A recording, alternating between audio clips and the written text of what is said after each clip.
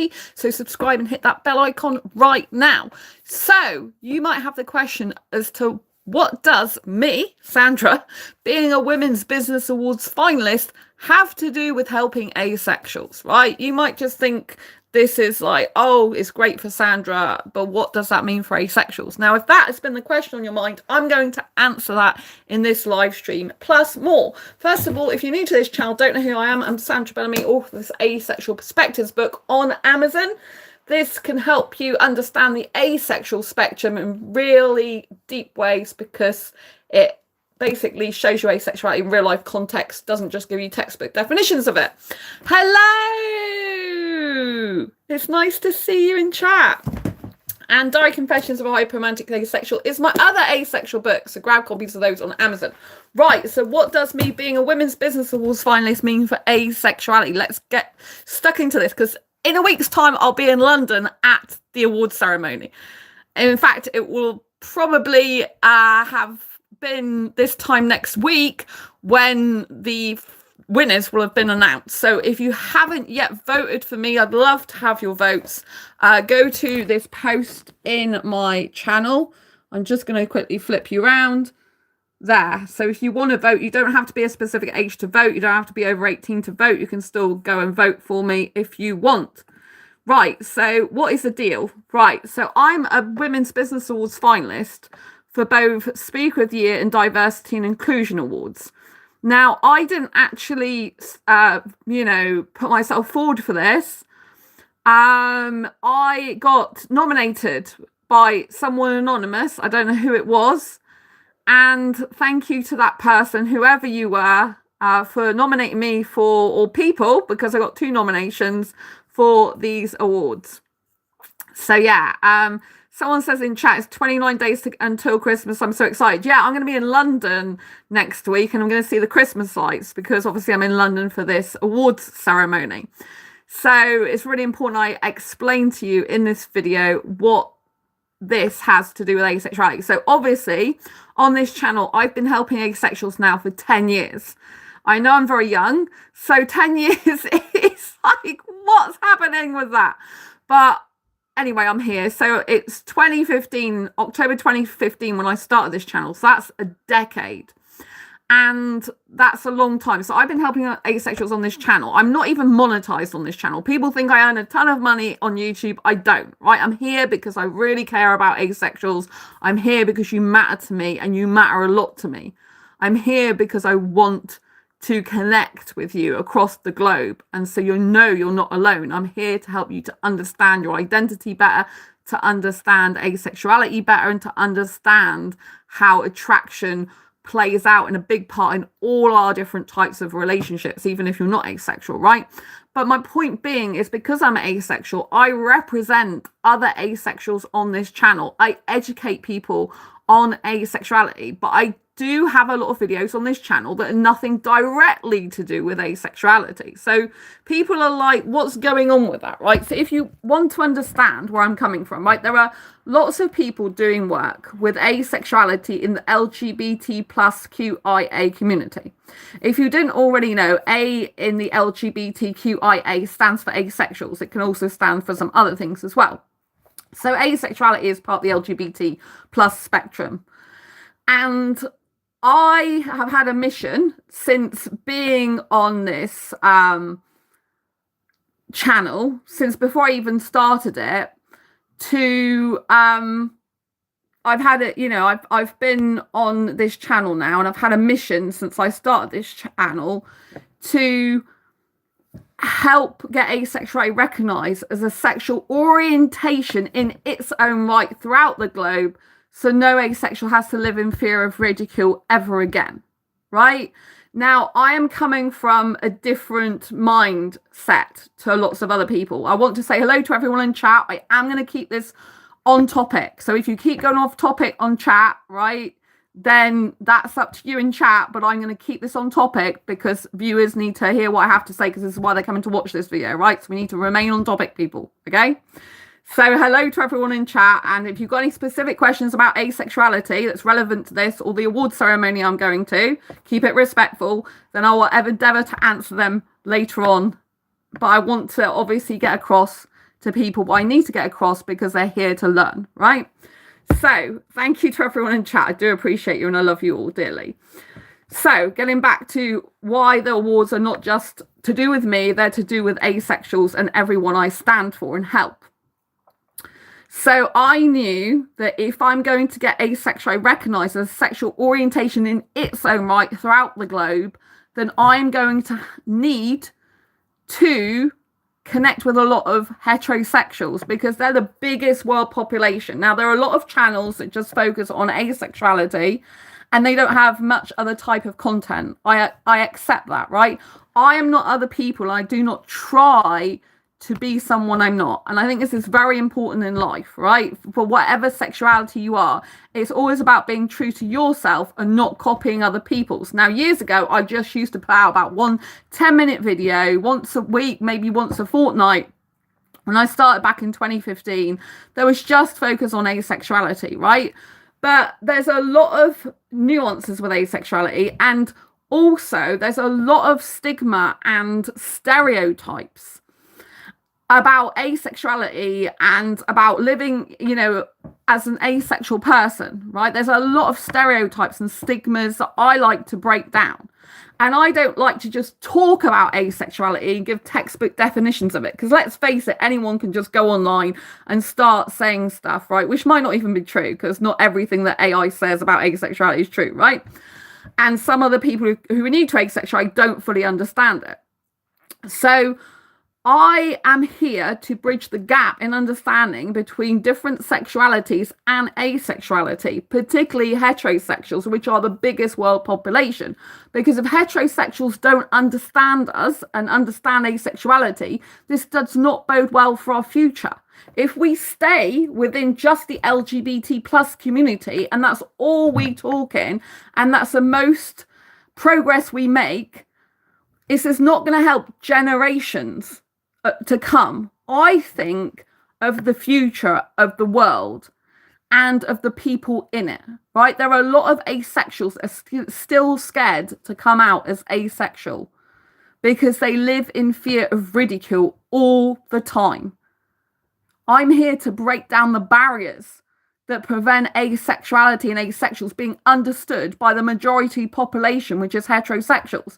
It's only if we make waves within the biggest population, which is heterosexuals, it's only if heterosexuals really understand us on a fundamental level across the globe that we're going to make huge strides for asexuals. We're already making some strides. There's a lot of work being done within the LGBT plus community. But my personal mission is to get it recognized globally as a sexual orientation in its own right. My vision for our future is that we live in harmony with heterosexuals who understand us, who stop saying things in chat message like, oh, woke. Yes, I did see that message and it was hidden, right? I'm not going to have people going, oh, it's a woke thing, it's a new thing. It's not a new thing. Asexuality has been around for years, but they didn't have a word for it till about the year, do you know what I mean? To about 20 years ago. They didn't have it. It wasn't known as asexuality, but there is, if you look in history, there are people that were having relationships without sex. They were having romantic relationships, for example, without sex.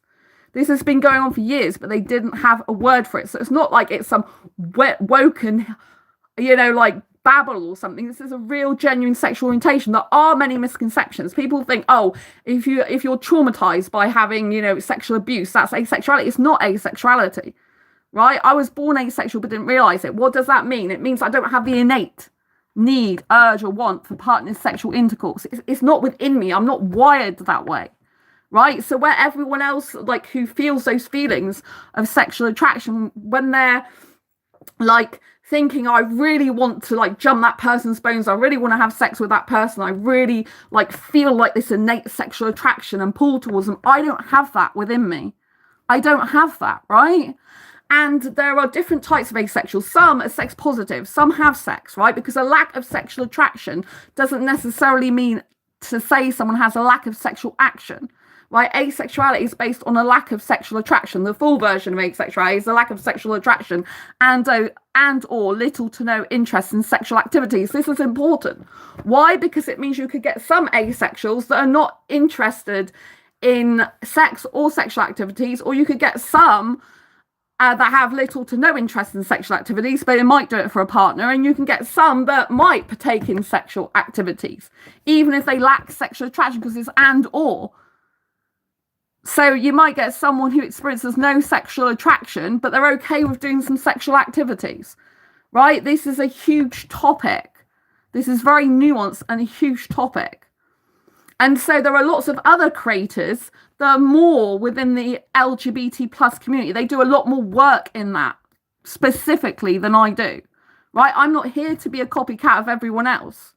I'm here to be me and do what I do best. I've been in heterosexual relationships a lot of my life. I had my first heterosexual boyfriend when I was just 6 years old. I thought I was heterosexual for years of my life.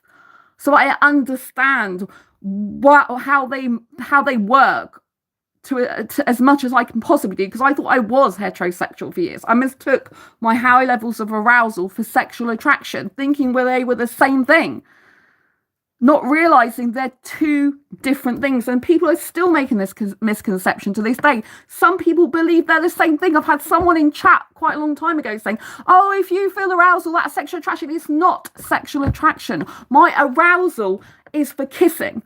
I can be kissing absolutely frigging no one. I'm just thinking about kissing. It's aimed at the kissing. It's not aimed at a person. Yeah, if a person is kissing me, I can feel aroused in my body, but I'm not wanting sex, because sexual attraction and kissing, arousal, are two different things. And the reason I do a lot of different content on this channel is because an asexual life isn't boring. It's not just as well talking about asexuality all the time.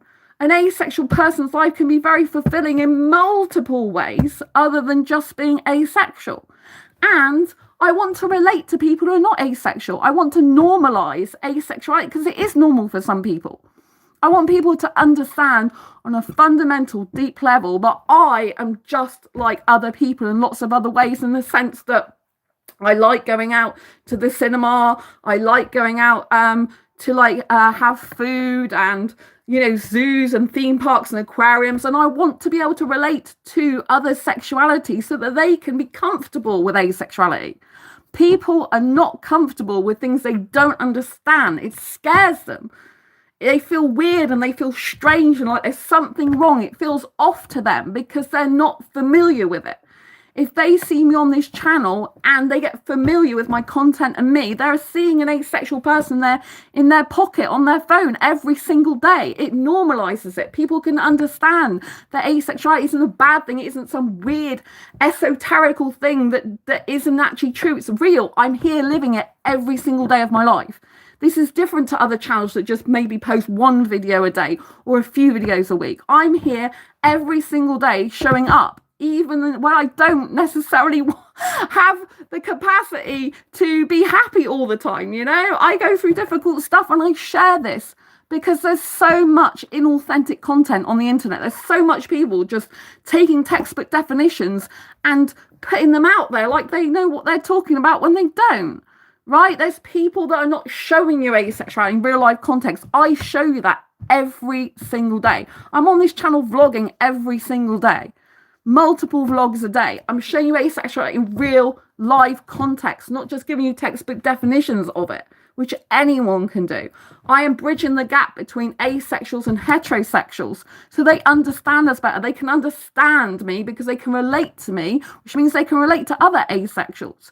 Because we have a lot of things in common. We're just different in our sexualities and our sex drives and sexual attractions, right? We don't have those in common, but we have a lot of other things in common. And I truly believe if we are to make history, this means not just thinking about myself, not just thinking, oh, what do I want in my life for asexuals? What do I want for asexuality? When I'm not here anymore, what do I want the world to look like in the future? I want there to be a world where asexuality is accepted as the norm of one of the sexualities, heterosexuality, bisexuality, pansexuality, homosexuality, asexuality is the other sexual orientation, but people don't even know about it. My mission is to get it recognized globally with thought leaders, with the people that have got the biggest audiences and the most loudest voices, so that we can get it heard and we can get people used to it. If people are not used to it and they're uncomfortable, they won't accept it. They'll leave stupid comments like, you just haven't tried my dick yet. And silly stuff like this, which is ridiculous, right? Having sex with someone does not change your sexual orientation, no matter what sexual orientation you are, right? So we have to understand that it's not about just me or you. It's about the lasting legacy that I want to leave through this channel. It's about making real waves and strides in the world. It's about changing perceptions, not by telling someone and ramming it down their throat every 5 minutes. It's by showing them. It's like, well, I'm asexual. I sing. Do I sing out of tune? I'm sure I do. I go to the park and sit on a bench sometimes. I go clubbing when I could, when I hadn't got broken bones in my spine. And, I like going to zoos. I like going to aquariums. I like doing things that some other people like doing, right? And I just like, I'm here living my life, right? And we're all together in this world. We should be united. Different sexualities shouldn't be fighting with each other. But obviously, I'm not going to I can't even speak today. I'm not going to stand here or sit here taking disrespect for asexuality and asexuals, because that's totally unnecessary and not acceptable. Right? Every time I get a heterosexual saying a horrible comment in chat, I'm thinking, how would they like it if I said that about their sexuality? Right? Why isn't heterosexuality, for example, not seen as not normal? Because it's a majority population. Doesn't mean to say it's the normal sexuality that everyone should be, but because it's the majority, that's what the majority decide. That's what happens a lot in life, whatever aspect you're in life, because the majority has the loudest voice. That's what people listen to the most, right? So I think we need a louder voice in the world. And since I've done and diversified my content, I get far many more views on this channel than I ever have done before. And that is to raise awareness of asexuality. My mission is to get it recognized as sexual orientation in its own right globally, so no asexual has to live in fear of ridicule ever again. Now, it's interesting, when I did a poll recently on the posts, that you'll notice that I did this to find out, this is a post tab on here, I did this to find out what is the most popular stuff people want to know going forward on my channel, right? I did 2 polls. So it's interesting that confidence and self-love came out top of that poll, and asexual education came out the top of this poll, right? Confidence and self-love, why is that so big on this channel? It's because I embody confidence and self-love. I show it every day I possibly can through my vlogs I do. Right? Because I want to show you that I practice what I preach. I don't just tell you something, educate you on something without understanding it myself and doing it myself, right? So that's why that's come out so huge. And I'm really glad about that. I'm really glad people feel that that's what this channel is about, helping you to grow in confidence and self-love. Because self-acceptance is huge, whatever sexuality you are. And there's obviously people who watch this channel who are not asexual. I'm glad to have you here if you're respectful and learning and growing all together, But still, it came out 67% like asexual content, right? Education. But do you know, my videos that get the most views are not my asexual videos, right? So if I was just doing asexual videos, I would not reach such a big audience. I wouldn't. And it's like, I have got to make the call of, do I just want to keep doing asexual education videos that don't get as many views? Or do I want to be doing things that are universally appealing so that people come to this channel and then I can educate them on asexuality when they become more comfortable with me and asexuality in general and an asexual life that I'm living? Right? So this is my mindset. This is the way I work very differently to other people. And this is why I believe that these awards that I'm going to are not just for me. Like being nominated for 2 Women's Business Awards for Speaker of the Year in Diversity and Inclusion, to me personally, of course, that's a big achievement. Of course it is. To be recognised for all the work I've been doing on this channel for 10 years is very important. But these awards are not just for me. They're for asexuals and asexuality, because that's what I stand for. And there are for people who have always, felt less than they are, whose voice has been drowned out, because that's the people I represent as well. I've got a lot of disabilities. I represent people who have disabilities. And, I'm body positive. I'm not a skinny girl, as you probably noticed, right? I promote body positivity as well. So I promote other things on this channel besides asexuality, but these are all causes that I believe are very, very important in creating love and acceptance in the world. And let's face it, the world needs more love and acceptance right now. The world needs more understanding. And I want asexuals in future years to come to be confident in their asexuality and to be able to walk out among lots of people and just be themselves. I'm going to take some questions now, right? So I'm going to go back through the stream and see if there's any questions that I've missed now, okay? So in guidance, I mentioned you and you being asexual, and we watched some of your videos. Oh, thank you so much. That's Olivia, isn't it? Yeah. That's great. Yeah, Olivia. Sorry, I'm just getting used to your new channel. Oh, thank you very, very much, Olivia. I appreciate that. Oh, thank you for saying, Paul, please be nice to Sandra. I had to block Paul because, you know, he was disrupting this channel feed, you know, and I don't need people who are just disruptive being rude. So yeah, that's really nice. You watched some of my videos in guidance. Thank you so much, Olivia. I appreciate that. So there's someone else being horrible to me. Is there Zach? Zach, please can you be nice to Sandra? Thank you. I don't understand why people come on this channel if they're just going to be rude. What's the point? So, Sandra, what does the I mean in LGBTQIA? Intersex. So, L stands for lesbian, G stands for gay, B stands for bisexual, T stands for trans, Q stands for queer, I stands for intersex, and A stands for asexuality, but some people believe it also stands for agender and aromantic. There's been a lot of debate. People years ago used to think it stands for ally as well. So, and aromantic is like the latest thing that's been added, well, one of the latest things that's been added to it, but it does stand for asexuality. So intersex, in case you didn't know what intersex is someone who is born with both male and female genitalia, and these people are real people. They really exist. In the years ago, it used to be called hermaphrodite, I believe.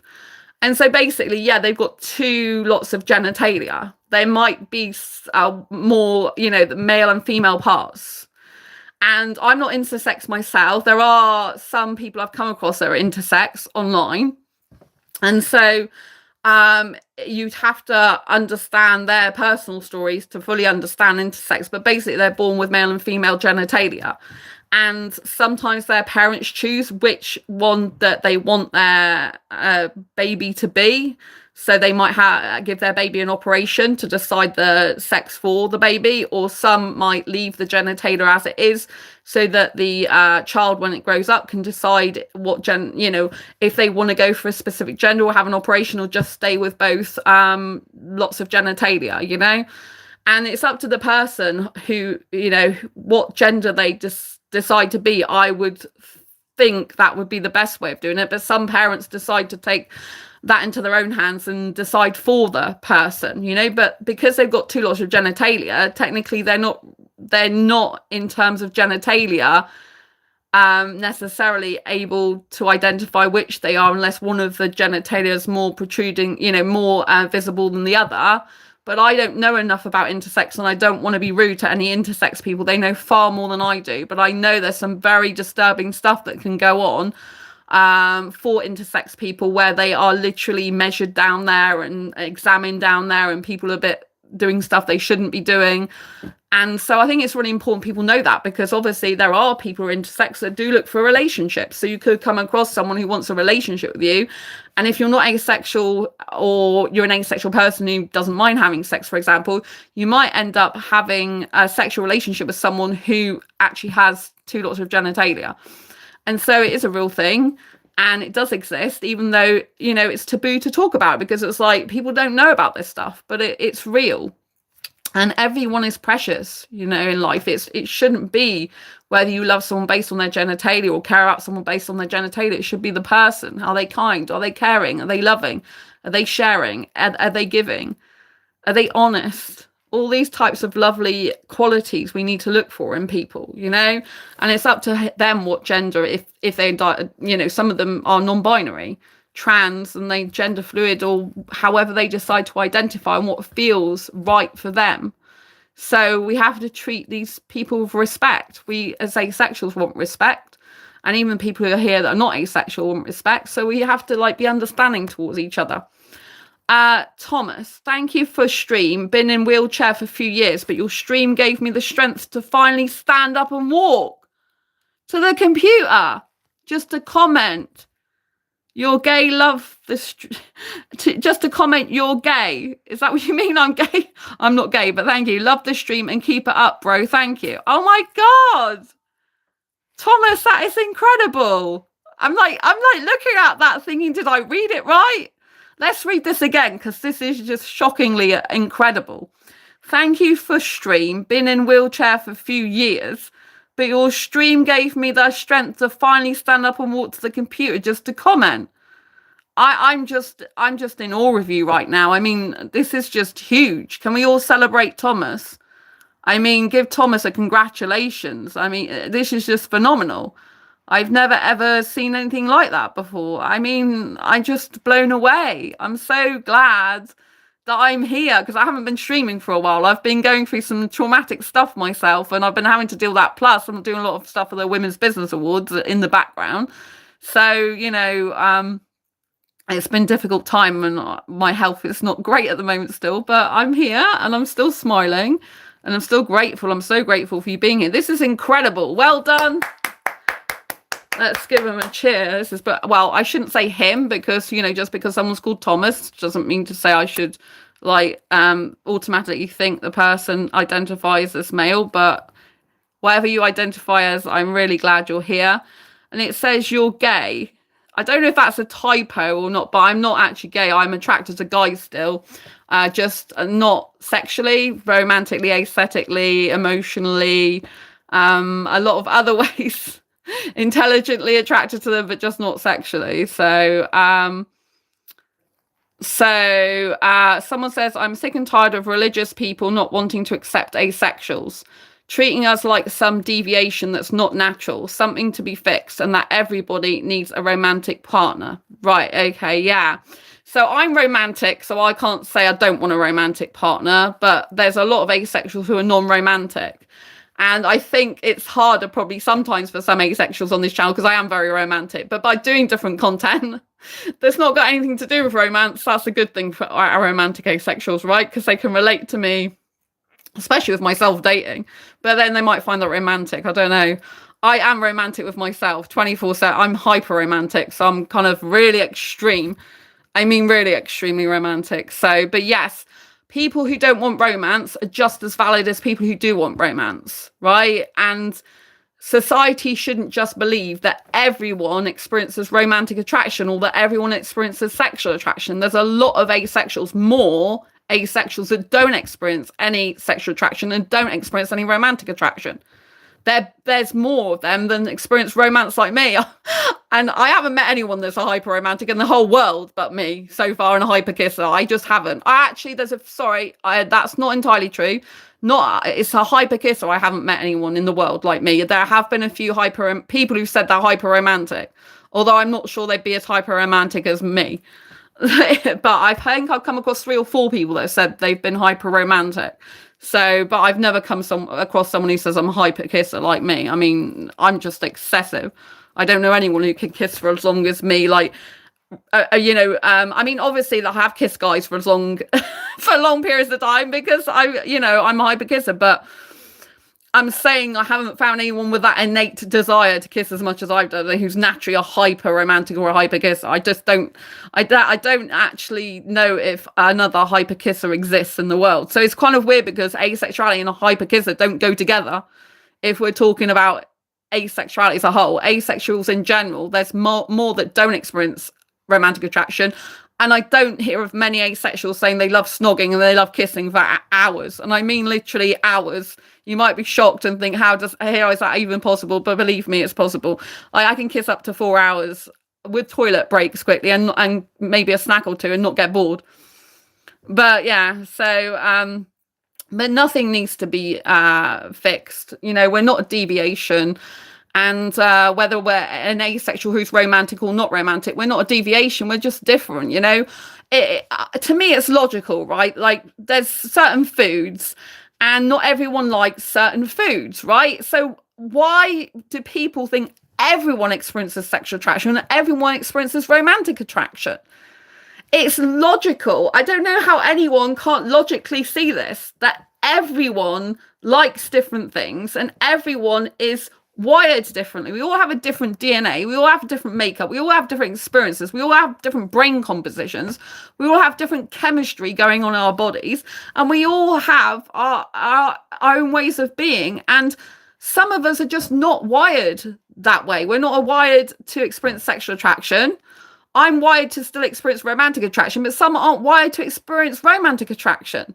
So some people aren't wired to experience sexual attraction. Some people aren't wired to experience romantic attraction, or both, right?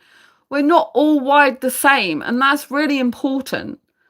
This doesn't make us bad or wrong. This makes us good because it gives us variety in life. It says, hey, this person might not be right for me because I don't relate to this person, but this person might be better for me because I can relate. Do you know what I mean?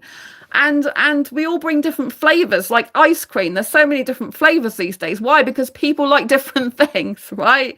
So yes, I totally agree that it's really bad that people think that that they should fix us or we should be fixed, right? And not everybody does need a romantic partner. I find it difficult because I love my single life so much, but yet I'm hugely romantic. Those things, the only way I can mix the two is if I just kiss outside of a relationship, seeing as I'm probably going to be single for a very long time, and get romance that way. But I don't like casual relationships either, so that doesn't exactly work. Are we in a simulation? Well, I don't know. I'm not particularly in a simulation. Like, I'm really here. As you can probably tell, I'm not AI, and I'm very specifically moving around a lot. I can tell who's AI a majority of time. Some of them are very good though, but I don't have an AI clone. So yeah. But some people believe in the world we're actually in a simulation, as in this is not the real world.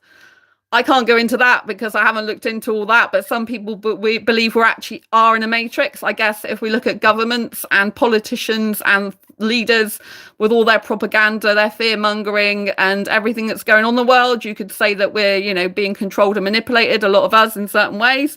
And we have to follow suit. But I don't want to dive into that because that's not what this channel's about. And I don't know what's going on. I just basically am here to help asexuals and here to get on with my life and enjoy it and try and look at the positives, because if we look at all the negatives in life, we just get negative in our mind and it stops us from doing any good in the world, right? Negative people, bad people, whatever you want to say, they are here to manifest that. We're here to manifest goodness, love, kindness towards each other, honesty, acceptance, all these things. We have to look at the positive, because the only way we can counteract all this negativity and stuff is by being good people ourselves and by fostering honest communication, deep understanding, have high values and standards for ourselves and for the people we're around, right? Okay. Right, so someone's just being someone's being a bit rude in chat, right? So okay, so if someone's just being rude, then I just don't, there's no point in coming on my channel being rude. Do you know what I mean? So right, so if God made the sun on the 4th day, then how did the plants grow on day 2, and how was their days? This is Olivia. It's got nothing to do with asexuality or the awards ceremony. Right, okay, so just to let you know, I'm not strictly religious. I'm more spiritual than religious. So I don't read the Bible. So if you're going to ask me something like that, I'm not going to be able to give you an answer, right? I actually believe, in my own personal opinion, that God and the universe exist together as one, and that the Big Bang type of theory happened at the same time as God came in, God was here, it all happened together kind of thing. So I kind of blend it all together, which is not what people usually do. And I mostly talk to God, not Jesus, usually, right? So that's just me, right? I don't expect other people to have the same values or beliefs as me, but I am, when I'm very intuitive and close to myself, then I can feel God spiritually, spatially here. It's really weird. So I can feel God and Jesus there, and then the universe here. I can spatially point to where they are in my aura. So I don't know how I have that ability, but I just do. And when I'm connected to myself, like I'm really connected to myself more now because I'm here living my purpose, helping asexuals, which is what God and the universe intended for me, but I didn't know years ago. I know I'm here to fulfill my mission of getting asexuality recognized as a sexual orientation in its own right throughout the globe. So no asexual has to live in fear of ridicule ever again. And I know it's important work I'm doing for the generations of asexuals to come. Other people are so focused on just talking about it within the LGBT plus community and focusing so much on that, they're missing the bigger picture. And I feel it's up to me to expand the minds of others in the world, particularly heterosexuals, so we can start living in peace and harmony with heterosexuals, because heterosexuals seem to have the biggest problem with us of all. Although I have come across some gay people who don't understand asexuality either, gays who are very, very strongly sex-minded, and they don't understand asexuality, and they're like, I can't understand someone who doesn't like sex or want it. They even think, they even thought I'm weird. I don't care if they think I'm weird, but I understand it's not good for people who are gay to not even accept us when we're accepting that they like a different type of love. They have a different type of attraction. Do you know what I mean? So it's important. So I can't actually answer that question, Olivia, because I'm not strictly religious. I don't get involved in the Bible. I knew from a very young age. I had a boyfriend. Well, I had two boyfriends when I was a teenager. They went to church, but they were hypocrites. So, and when I had a vicar explain the Father, the Son, and the Holy Spirit, I didn't believe in the Holy Spirit. To this day, I don't believe in the Holy Spirit. So I'm not strictly religious. I'm technically born into a Christian family. So, technically I'm meant to be a Christian, but, I'm more spiritual. I spiritually feel things. And it gets stronger and stronger. I'm very intuitive. I follow my intuition, even if it doesn't make sense to other people. And I know it's a spiritual mission by God and the universe. I'm here to help asexuals in the way that I'm specifically here. And it's hard because I see other asexual channels can do far better than me. Why? Because they're talking about other things that I'm not talking about, like politics in relation to asexuality, TV shows in relation to asexuality. That's not my thing. I'm here to talk about dating, relationships, confidence, self-love, self-care, these types of things. These are where my interests lie. These are where I've got a lot of experience. I've got over 10 years online dating experience, for example, and I've had to grow my confidence and self-love. I used to hate myself years ago. I've gone from self-loathing to self-loving, and it was a hard journey, that. So I'm here to help with that. I'm here to bridge the gap between asexuals and heterosexuals and other sexualities. That's why I'm here. So I am in the UK. So the Women's Business Awards that I'm a finalist for, Diversity Inclusion Speaker of the Year, they're global awards. They're being held in London next week. And it is a red carpet event.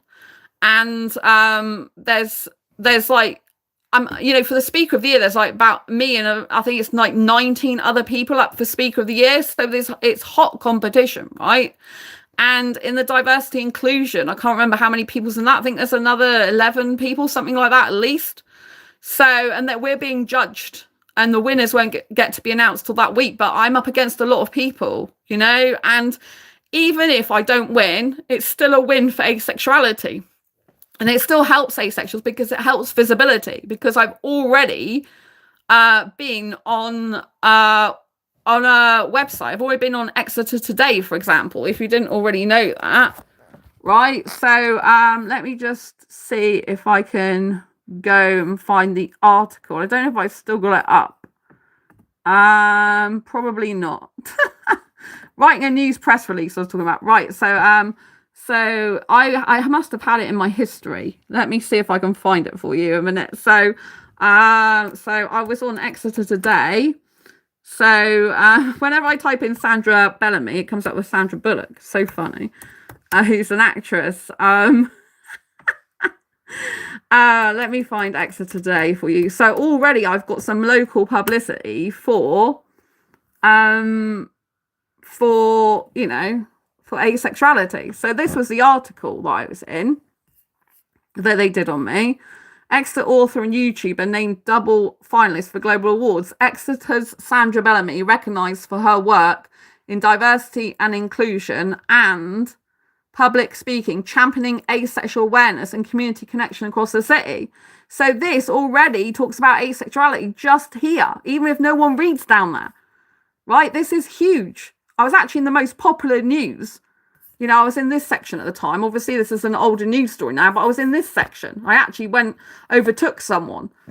Well, some people, I should say, in a news story. So this was written because I'm in this awards ceremony next week, right? So this was talking about this channel, will even mention this channel, right? Asexualise my asexual life. How amazing is that, right? So people can come on this channel. It was 1.4 million views at that time. It's already over 1.6 million views, this channel, right? And I talk about identity, relationships, and self-confidence, right? So what I do is I used to hold asexual meetups. It talks about this. I used to hold asexual meetups in my city here for over 5 years, right? And people used to come from all over the UK to them. So yes, asexuals are really real. They're real people. I do really meet with them, or I did at least really meet with them in real life, right? But now I go amongst different types of groups, different types of meetup groups that are not specific asexual meetup groups, and I talk about asexuality in them. So she says that by sharing her story and work in these wider settings, she's helping others better understand what asexuality means and how to support people within the LGBTQIA plus community in Exeter and across Devon. Right, being open about asexuality has led to some incredible conversations, she said. I've met people who realised a loved one might be asexual or who felt able to open up about their own sexuality for the first time. So yeah, there was actually a bisexual person, a guy who's a bisexual, who opened up to me about that, you know, because he felt he could, because I'm saying I'm asexual. So for 5 years, in 2015, when I started this channel, same year, but I started doing meetups before this channel, because it was January I started 2015. For 5 years, I held asexual meetups in my city. But now, instead of holding them myself, just for asexuals, I actually go out to other meetups, such as Tech Exeter meetup. I go to a writing meetup. Sometimes I go to social meetups to try and make friends and stuff like that. And I talk about asexuality in all these types of groups. So this is fostering education and understanding in the Exeter community and beyond, because obviously they might tell their friends and stuff like that. And I've had other people, one of the social meetups I went to that was to make friends, I was talking to this guy and saying I'm asexual. He's like, what's that? And I said, I don't experience sexual attraction. So I told him, he's like, oh, I think my wife is that way, right? This is a big revelation for some people. So even though I'm not on this channel 24/7, although I'm on this channel a lot, I am actually out there talking about asexuality in person to people whenever I can. I've talked about asexuality with taxi drivers, with shop workers, supermarket workers, and all these types of people, to get asexuality recognised and more visible, and to give it a voice and to normalise it. So I'm constantly working for asexuals. And so this is really important. Thank you, Olivia, for sticking up for me. So yeah, what do you think of baseball? I have no idea. It's got nothing to do with this conversation. I don't even know what baseball is unless it means basketball. Sexually frustrated? No, I'm definitely not sexually frustrated. Thank you, Olivia. Please be nice to her or just leave the stream. You know, it's true. It's like, you know what I mean? It's like, no, I'm not sexually frustrated. I can get guys for sex. I'm not short of offers for sex, believe me. It's me who turns them down. Do you know what I mean? So it's not that I'm sexually frustrated at all. I get kissing frustrated. I really do. Because I haven't, when I haven't kissed for a long period of time, because I'm a hyper kisser. I'm not interested in guys' genitalia. I just like to kiss. And I can't kiss any guy anyway. I've got to be aesthetically attracted to him usually. Right. What country in the United Kingdom are you in? United Kingdom is a country. I'm in a county. Devon. So yeah. Thank you, Olivia, saying don't swear and don't judge her. I don't live in Portsmouth. She is on Portsmouth, Edward. I don't live in Portsmouth, just so you know. I went to Portsmouth. Was it Aquarium I went to in Portsmouth? Anyway, I don't live in Portsmouth. I live in Exeter. I've done videos, by the way. Is Portsmouth a country in the UK? Portsmouth is a city. So the United Kingdom, I'm giving a location history lesson here. So the United Kingdom is made up of England, Ireland, Scotland, Wales, right? Ireland has Northern Ireland and Southern Ireland, right? These make up the United Kingdom. So England is part of the United Kingdom. And in England, there's lots of different cities, towns, and things like that, right? And there's countryside. I live in a city called Exeter in the county of Devon. I don't live in Portsmouth. So I think, Olivia, I probably got that from the fact I think I went to an aquarium in Portsmouth, but I don't live in Portsmouth whatsoever. It was miles away. I think it was a 4.5-hour trip to get to there from where I live.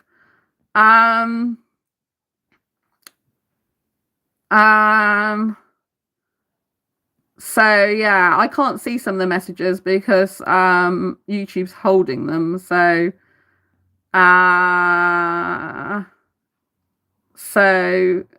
thank you, Olivia, for being so kind. So yeah.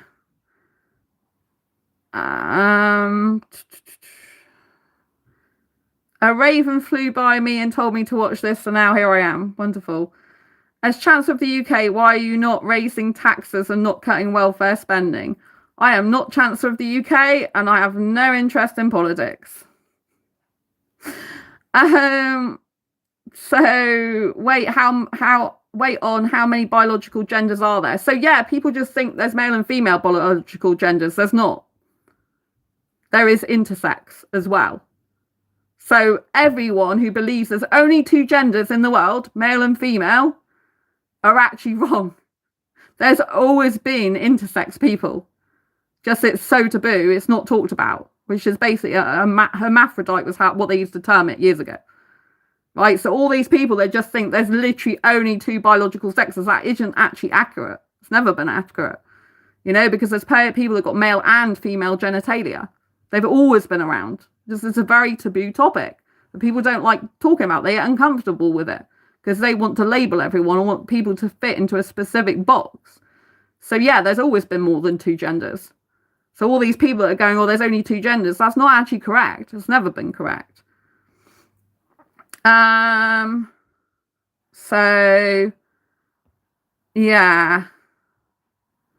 How did you learn all of this? Did you go to university to study this? No, I didn't go to university to study this. I've been educating asexuals in this channel for 10 years. Like, I've got a lot of life experience and I do a lot of research, and I used to watch other people who know their topics well. So, congrats to Thomas. Yes, congrats to Thomas. So 3 a.m. like watching you here. Thomas is a male name. Well, usually people called Thomas would be male, but we live in a world where people can decide their own gender, you know, and they know, maybe decide's the wrong word. People are a gender. They believe they are, regardless of what they're assigned at birth. Maybe a more correct terminology, right? So, you know, we can't, I would say that, you know, but it's not up to me to say, really, is it? Yeah, I don't like offending people. I am watching Harry Potter and the Deathly Hallows. So, right, I used to think I was asexual, but then I realised I just enjoyed chicken and mushroom pot noodles. Wonderful. That's a very helpful comment. I used to like chicken and mushroom pot noodles until I realised I had lots of allergies and intolerances and couldn't have that anymore. And mushrooms is one of the worst things. So there we go. Yes, Exeter is a city and Portsmouth, I believe, is a city. So I have yeah. So Olivia, you've got ADHD and autism, so didn't know. I think I've mentioned Exeter before, haven't I, Olivia? Or have you just not seen any of my videos?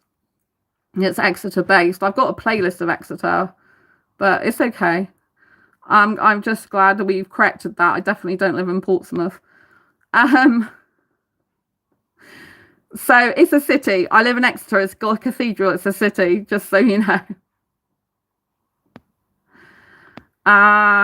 So yeah. Right. Is there anything else that's going to be relevant? What university did you study medicine? I haven't studied medicine. You don't need to have studied medicine to understand asexuality and your own sexual orientation, right? I understand asexuality because I was born asexual and didn't realize it. So I fundamentally understand it on a deep, innate level, right? That's what I mean. There are some people that are in the asexual community that might not even be really asexual, or I've come across some people that aren't actually asexual, right?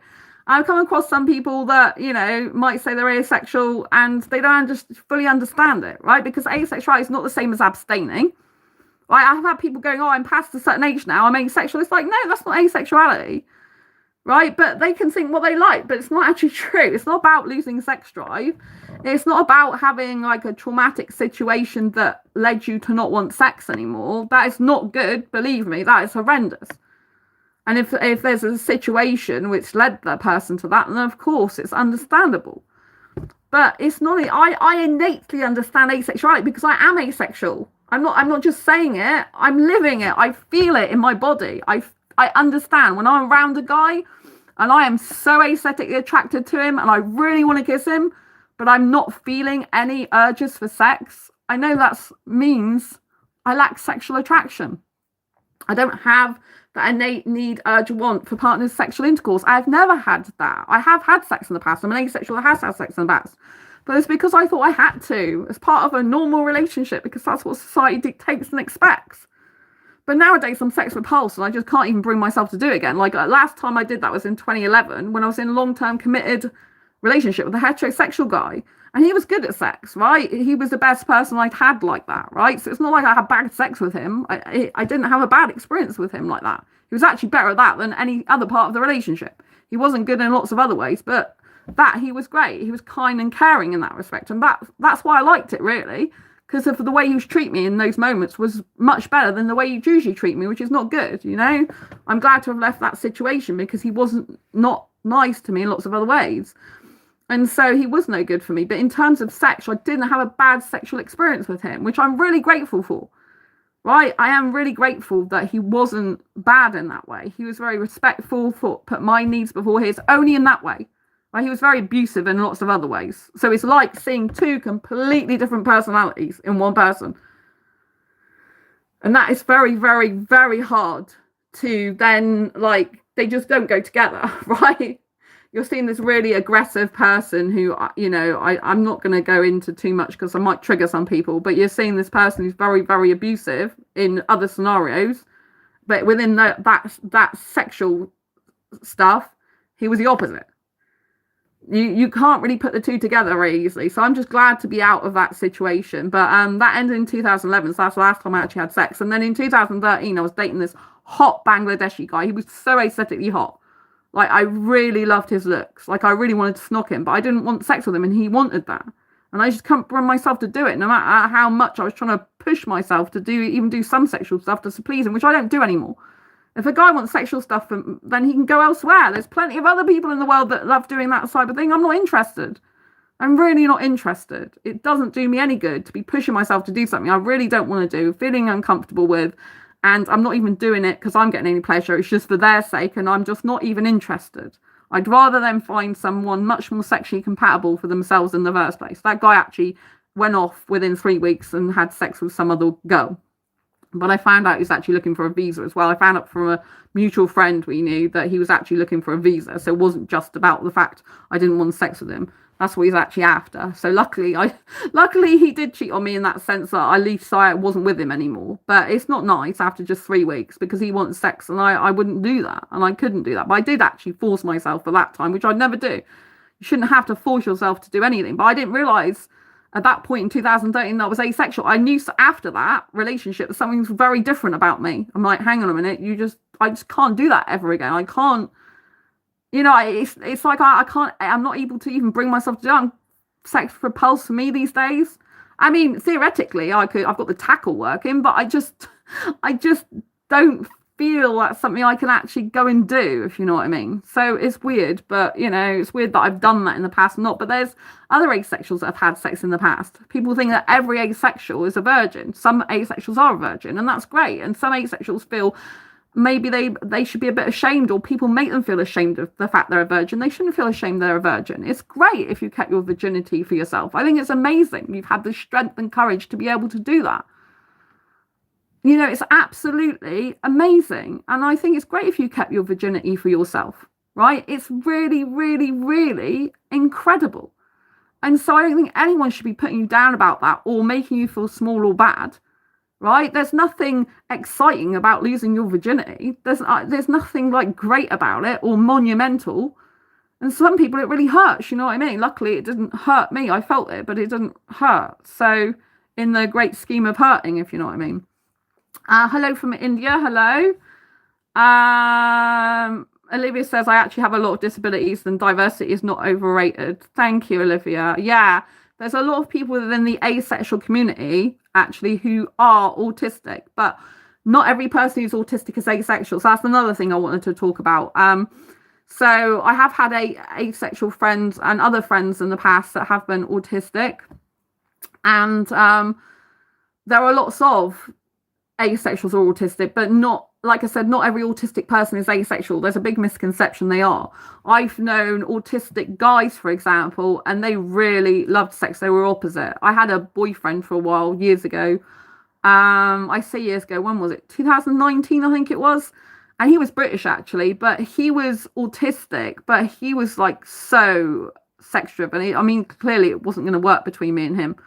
But there was also another guy that was interested in me, but he had a girlfriend off and on, and he was autistic, and he said to me, he liked me, but he's not like, he liked me, but he's not like me, because he likes sex, you know, even though he's very autistic. So just because someone's autistic doesn't mean to say they are, you know, they are asexual. And I wanted to just put that out there. So, right, okay. Do you think it is better that people didn't care about someone's sexuality or that people recognize everyone's sexuality? I personally think that, right, let me read that question again. Do you think it is better that people didn't care about someone's sexuality or that people recognize everyone's sexuality?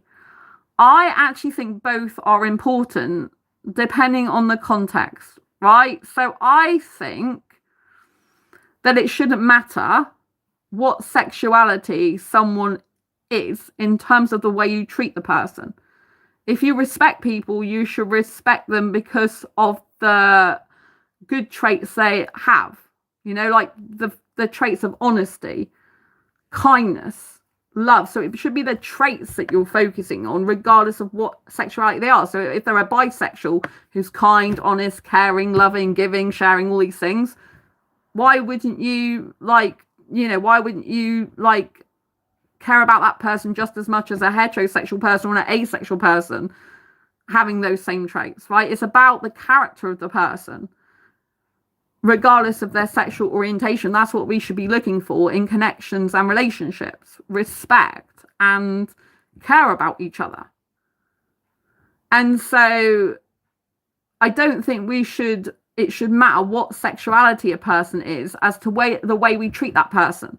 If we're a kind person, we should be kind to all sexualities based on how they treat us, not just how we treat them, if they're kind to us. Right? But I'm not horrible to someone who's not kind to me. I just tend to walk away and block the person. Because, do you know what I mean? That they have no reason to be in my life, right? Does that mean to say I won't defend myself? Of course I'll defend myself if I really have to. Do you know what I mean? I'm not going to go around being nice to them for the sake of it, but I'm not going to go around being unnice to them on purpose as well, right? I'm just going to handle it in a way that's firm and like, do you know what I mean? I'll only tolerate so much, and then I'll be like, or none at all, and then I'll be like, that person's out of here, right? So, but I do think it's important if you are dating and having a relationship with someone and having connections with people to recognize everyone's sexuality in terms of how much you're affected by it.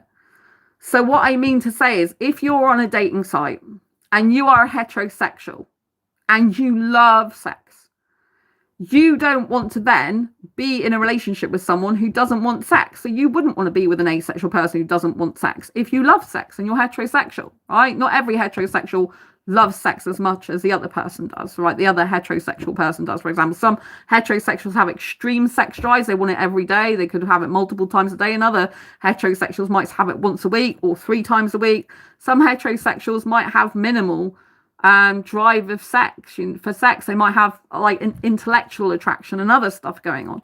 So I really think it depends on the context as to recognizing everyone's sexuality. I don't think you're going to know everyone's sexuality in the world, but I think it's important that you can, if you can, recognize different sexualities, because then it helps in understanding. Even if you've got a friend, who's asexual that you don't realize they're asexual, right?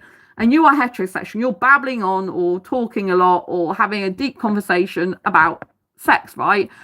And the asexual sex repulse, that's going to turn that person off. Now, that person might leave in a hurry. They might like be looking the other way. They might keep going to the bathroom. They might be something that tells you something's wrong, right? But you just carry on talking because you think they're heterosexual. So you're just like, blah, blah, blah, blah, blah, right?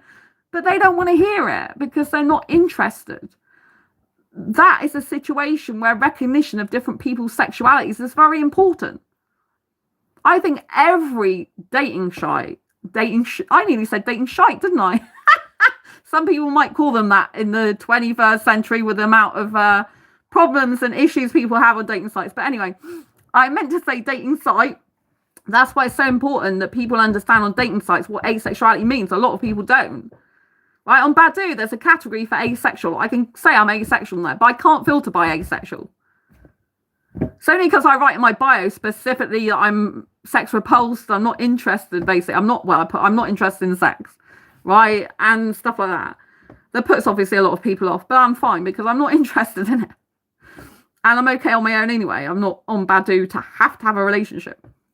So I think people shouldn't care about what someone's sexuality is in terms of the way they treat them. I think they should treat all sexualities the same in terms of the way they behave. Kindness and respect, caringness.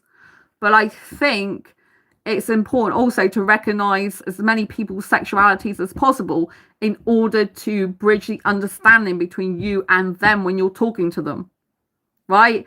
If, for example, you're heterosexual and all you're talking about is heterosexual relationships, but you're actually talking to a bisexual or pansexual, and this heterosexual might be going, I can't understand people who like a gay, for example, which is a horrible thing to say, right? But some heterosexuals can't understand gay people. And you've got someone who you're talking to who is bisexual, for example, so are interested in 2 genders, right? Which could be the same gender and probably most likely is going to be like the same gender as them, or pansexual, someone who likes multiple genders. And you've just said that you don't like people like they are, because you only like people like yourself that's heterosexual, right? You're just automatically, that person's going to be thinking in their head, well, I'm not going to be accepted here. This person's not going to be suitable. And you could say that's great because they'll filter you out then. They'll either come and keep being uncomfortable with you, or they'll filter you out thinking, I can't relate to this person because they are clearly against the people. They're clearly against gay people when I am attracted to my same gender. So I'm not like just attracted to my own gender, I'm attracted to like another one or multiple, right? So you're going to offend that person without even knowing about it.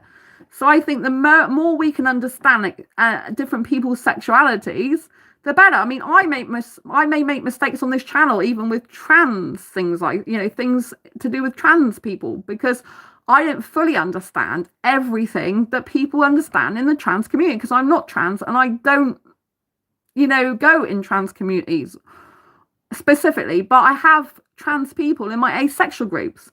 I can only understand them as much as I can in my knowledge and experience and from trying to listen, right? But I can't fully understand them as much as I can of asexuality because I am asexual, right?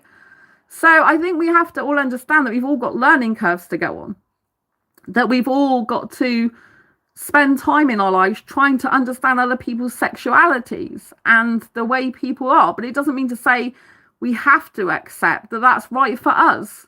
If you're a heterosexual and you really don't like, for example, asexuals, then obviously don't be on my channel, right? Talk to other heterosexual people. They'll tell you what you want to hear about heterosexuals, but you might come across some heterosexual, be like, I've got asexual friends. Then you'd be like, what?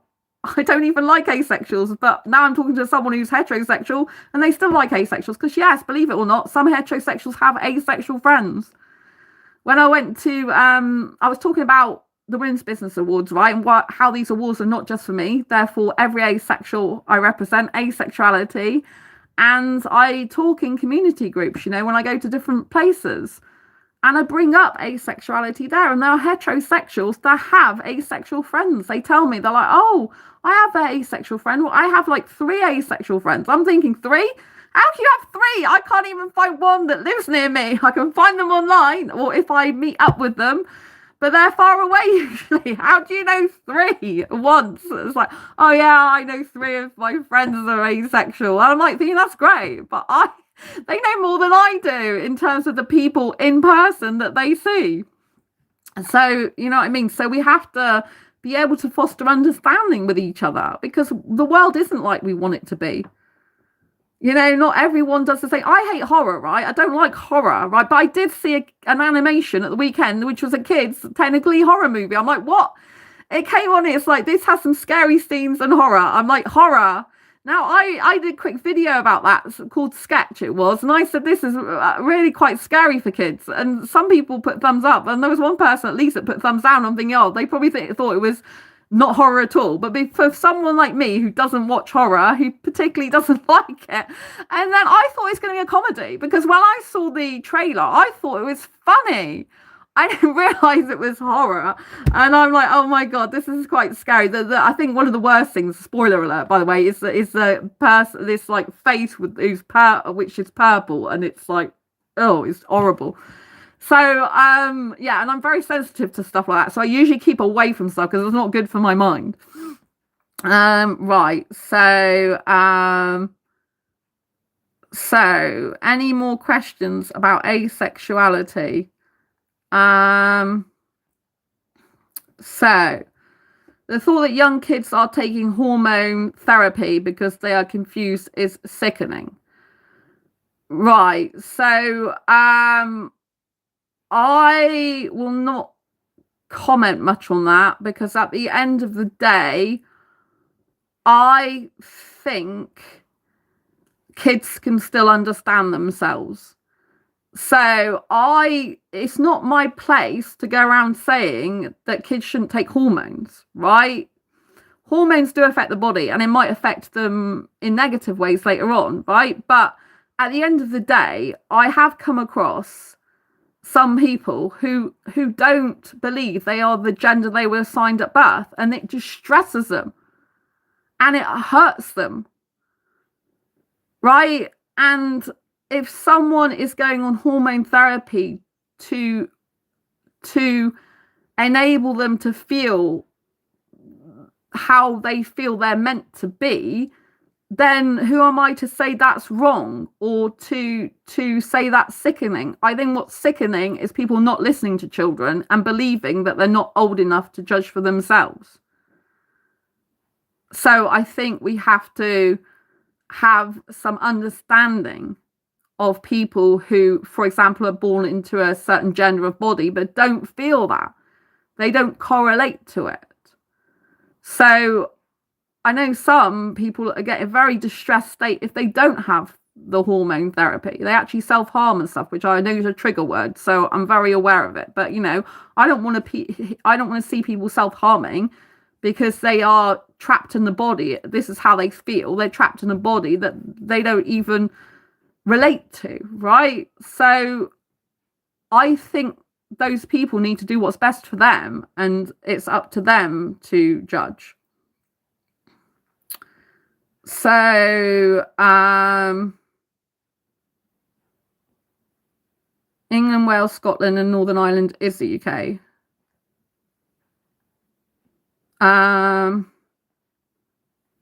Oh yeah, so Olivia, yeah, there's Northern Ireland and there's Southern Ireland. So I think you are correct in the sense, I think one of the parts of Ireland is not actually meant to be part of the UK anymore. I think you're right about that, Olivia. So yeah.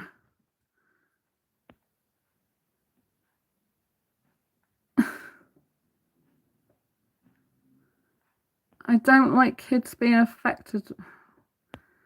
Right. So, okay. Right. Yeah. So I think Olivia's right. There was, because Northern Ireland and Southern Ireland used to be part of the UK years ago, but I believe that one of them's not anymore.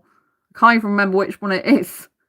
So yeah. So it's the UK is made up of Scotland, Wales, England, and Ireland, but not there's Northern Ireland and Southern Ireland. But I think Olivia's absolutely right, because I remember it changed some time ago. So I apologise for saying the wrong thing on that. So your eyes are so pretty, thank you. So right, okay. Is there anything else that's actually useful information? So, right. Okay. Right. Okay. I think there's not. Right. So I do apologize for any rudeness on my channel by people. Unfortunately, I can't control, I can't control who are commenting on chat. But let's get back to the chat. Can you recommend some books about this subject? Yes, I can recommend my Asexual Perspectives book. Right, so I am an author of this book, and it came out in 2017. That's when I published it. It's still relevant to today. So this is Asexual Perspectives, 47 Asexual Stories. You can find this on Amazon. This is Love, Life and Sex, A Celebration of Asexual Diversity. Right, what's good about this book compared to other asexual books is it doesn't just give textbook definitions of asexuality. It actually tells and shows you what asexuality is in real life context. This was the first book that came out that actually had asexual stories in it. There'll be some other people that say their book was the first, but it wasn't. 2017 this came out, right? I published this in 2017. So this has 46 other asexuals besides myself in it, and I interviewed them. They're across different parts of the asexual spectrum and from around the globe, so from different countries. And it asks different questions about love, life and sex to asexuals. And it pretty much asks every question that you want to know the answer to if you're new to asexuality or you want to dive in deeper to the asexual spectrum. So someone was asking me earlier, how do you know all this stuff? I learned a lot when I spent a year interviewing these people for this book. Because when I was able to see the stories and how asexuality is for different types of asexuals and for asexuals in different countries, I was able to understand asexuality on such a deeper level. Because they were sharing their answers through their personal stories and answers to the interview questions I gave. So in this Asexual Perspectives book, I asked them things about, what is the difference between sexual arousal and sexual attraction? Are they different? And asexuality is a lack of sexual attraction. As an asexual, what does this mean to you? Right? Do you believe sexual attraction and sexual desire are the same thing or different? Please explain. And what's your view on living with someone? Because asexuals can have quite different views because they're asexual, and you might think that no asexuals participate, for example, in masturbation, but that's not true. Some do. And so this book is everything you've ever want to know about asexuality, to be honest. And you're afraid to ask as well, or you just don't understand, you get confused, right? Because I had people a long time ago, especially when I first started helping asexuals, before I did a lot more on this channel, they would come up to me in private message and they go, oh, I don't feel like I want sex with an actual person, but I still like masturbation. Can I still be asexual? And I'm like, yeah, you can still be asexual. So read about it more, learn about it, right? Because when you learn about it, it's really important, because you can usually see yourself in the stories of other people. If you're asexual, you can usually relate to it in some way.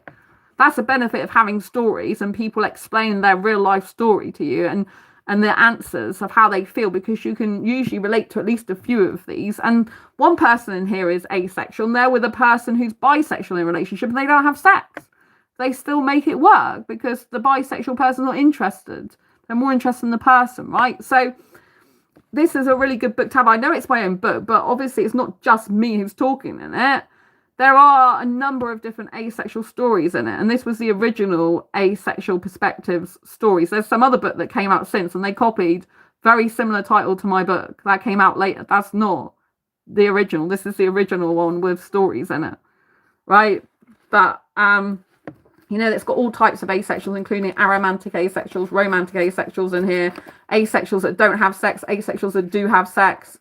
It's a really insightful read. So grab a copy of this, get it for a Christmas present for yourself if you want. And it's a really phenomenally good book to read. And then I have Diary Confessions of a Hyperromantic Asexual. Now, you might think that maybe you're not interested in this if you're not romantic, which is a fair point, but there are a lot of life lessons you can learn in here, which you can apply to any type of relationship as well, including non-romantic relationships. So I would still recommend getting this book. If you are a romantic asexual, definitely get it, because you'll understand how asexuality works in terms of romance, which is differently to like having sexual attraction and being romantic, for example. So it's like a psychology book, a lot of this book, to be honest, because it actually dissects as well text messages. There's actually text messages later on that I dissect from a heterosexual guy, because it's not what you think it is. So I go through a set of text messages of what he says and what he actually means, and you can see when it changes. So yeah, and it is autobiographical book, this one.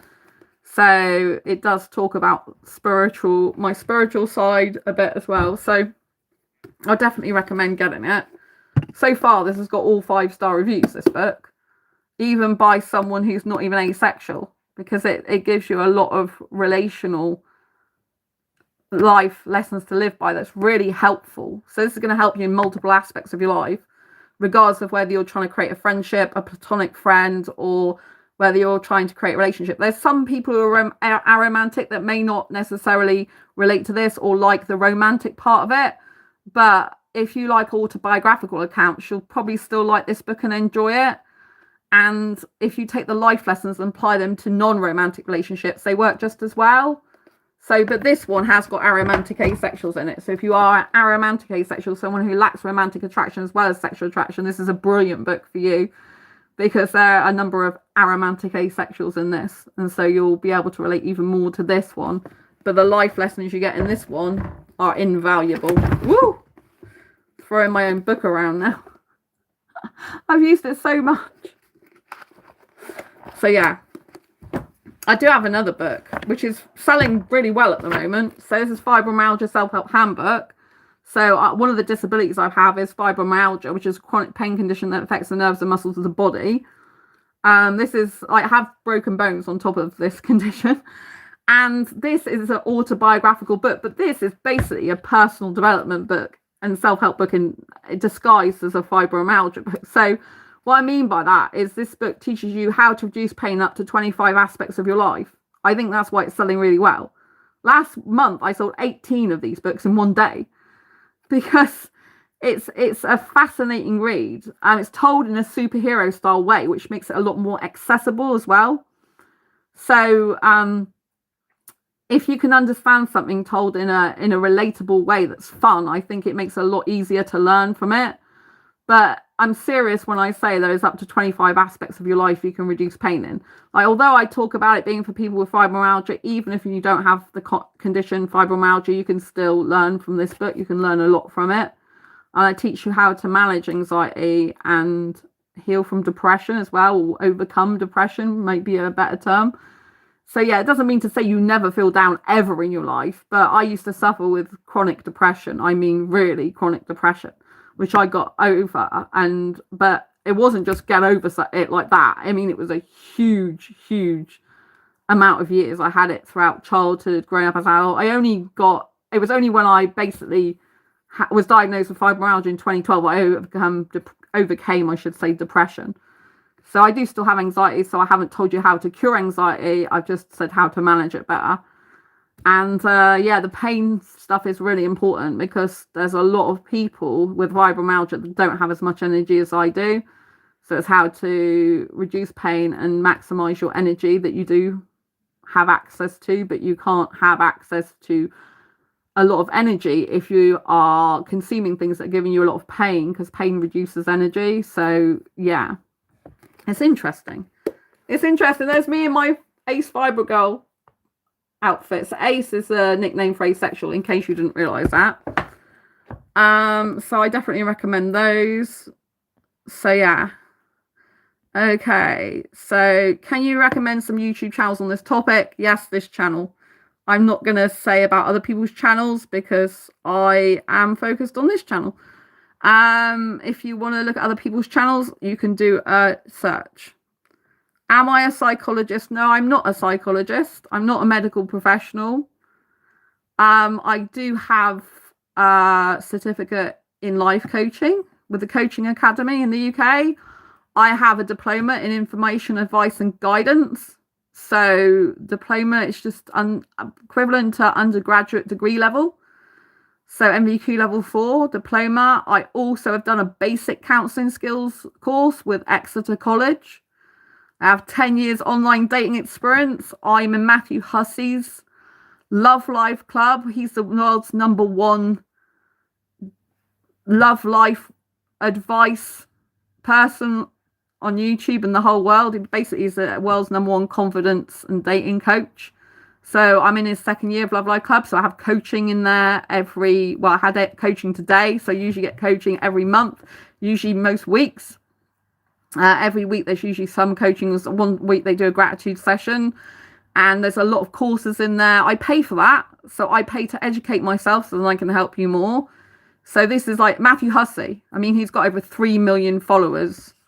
Subscribers, I should say, on his YouTube channel. He's huge. I get I get group coaching with him and others in the Love Life Club. And then extensive courses in there and everything like that. I pay for that. So that's like a premium membership I pay for. I pay for it, yearly. But I'm purposely in the 2nd year now. So I pay for a lot of stuff to learn. So, but I'm not a psychologist. I'm not a psychiatrist. Heather, love your channel, Sandra. You are an amazing person. Thank you. I so appreciate it. So a lot of self-knowledge and helping. Good woman. Thank you. Is Matthew related to Michael and David Hussey? I don't know. Matthew Hussey is related to Stephen Hussey.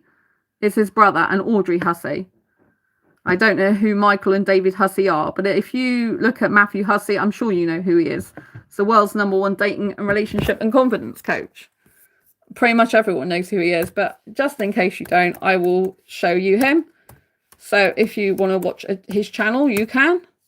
I'm quite happy to promote Matthew because he's my mentor and he's incredible.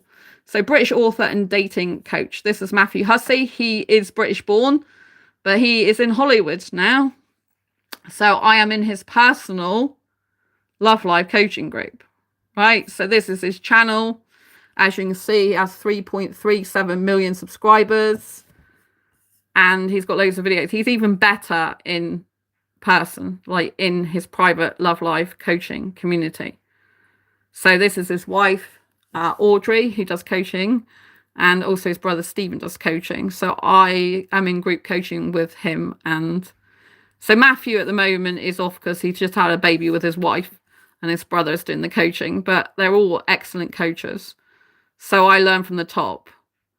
Do I practice morning rituals for well-being? Well, I'm not a morning person, but when I do get up, I watch Bob Baker's affirmations. So Bob Baker affirmations, I watch him usually before I go to bed and when I get up in the morning. So these are the things I usually do. Did I do it this morning? I don't think I actually did it this morning.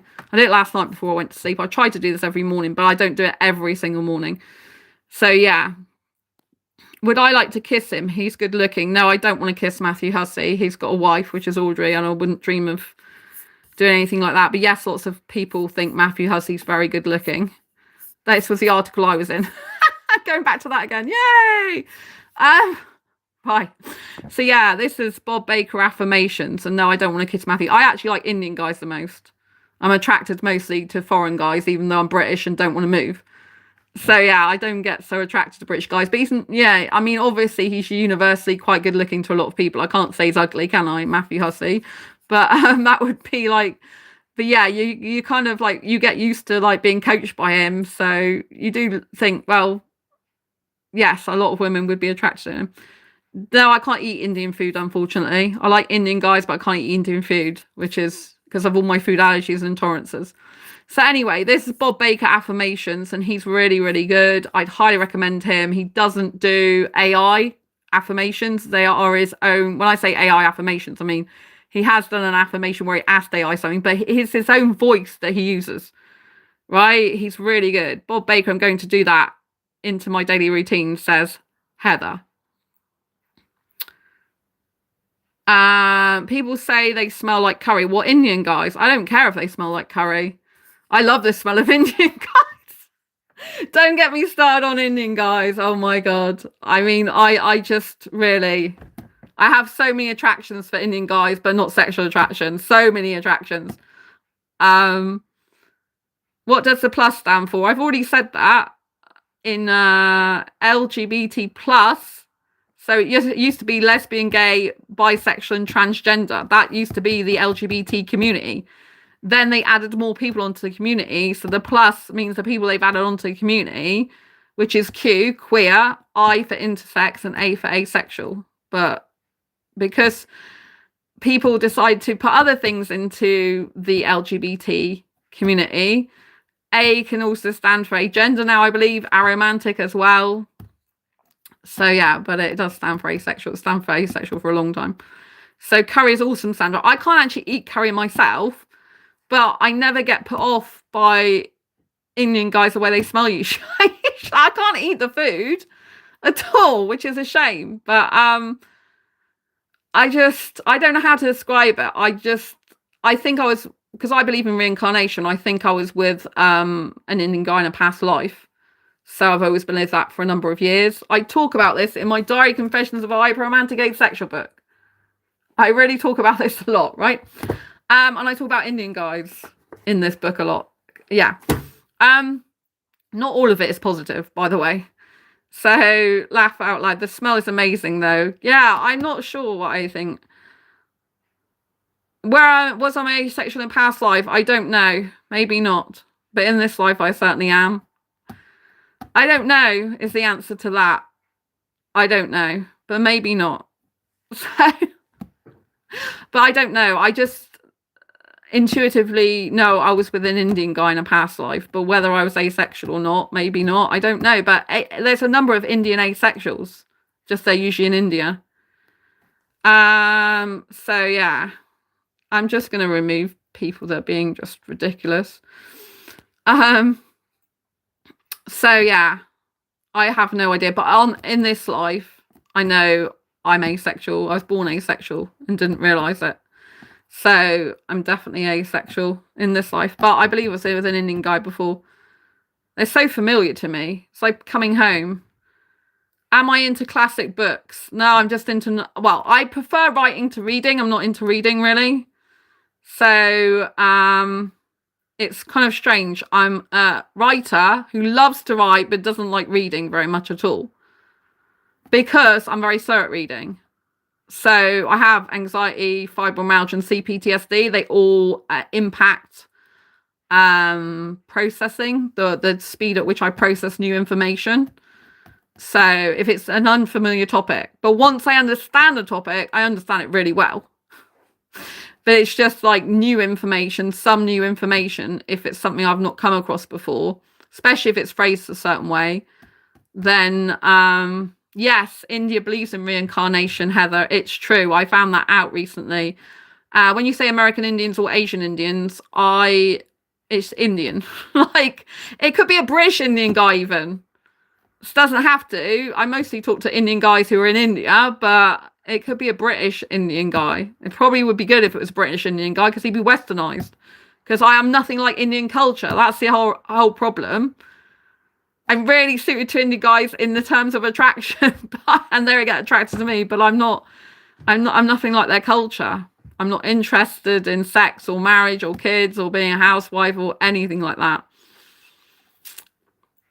Do you have information about the asexual rate? There is, when you mean asexual rate, I don't know exactly what your question is asking. If you're asking about the percentage of asexuals, it's usually, well, they did a psychologist, I think it was, did a survey years ago, and it came out that 1% of the population is asexual. Recorded 1% of the population is asexual. He's not actually asexual himself that does that. So his book is quite on Amazon. It's really expensive. I think his book is like 60 something quid. It's really expensive. But anyway, he's actually a psychologist. So yeah. So but he's it's 1% of the population is asexual. With the survey he did, I believe it's more than that, probably, in terms of asexual spectrum people. So how many squid is my book? Well, I don't make much money on my printed books because my printed book is very, very, very long. You can see this is a huge book. It's over 550 pages. So I don't have... so yeah, let me see. So it depends on what country you're in, right? So if you want to go to see on my... right, this is my fibromyalgia self-help handbook, as you can see. So yeah, this is like my book on Amazon. This is $8.99 in Kindle or $15.99 in paperback. This is selling really well at the moment for me, to be honest. So yeah, it's selling more than my asexual book for some reason at the moment. I think it's because probably people have seen it and are getting copies. So newly found this channel, and I think you have eccentric and interesting style. I like the vibe too. Thank you. I have been called eccentric once, and I take that as a compliment. I'm still actually connected to a person who called me that, so I'll go with that's good. Eccentric, it means because I stand out, yeah. I'm very different in that way. So this is my like Amazon page.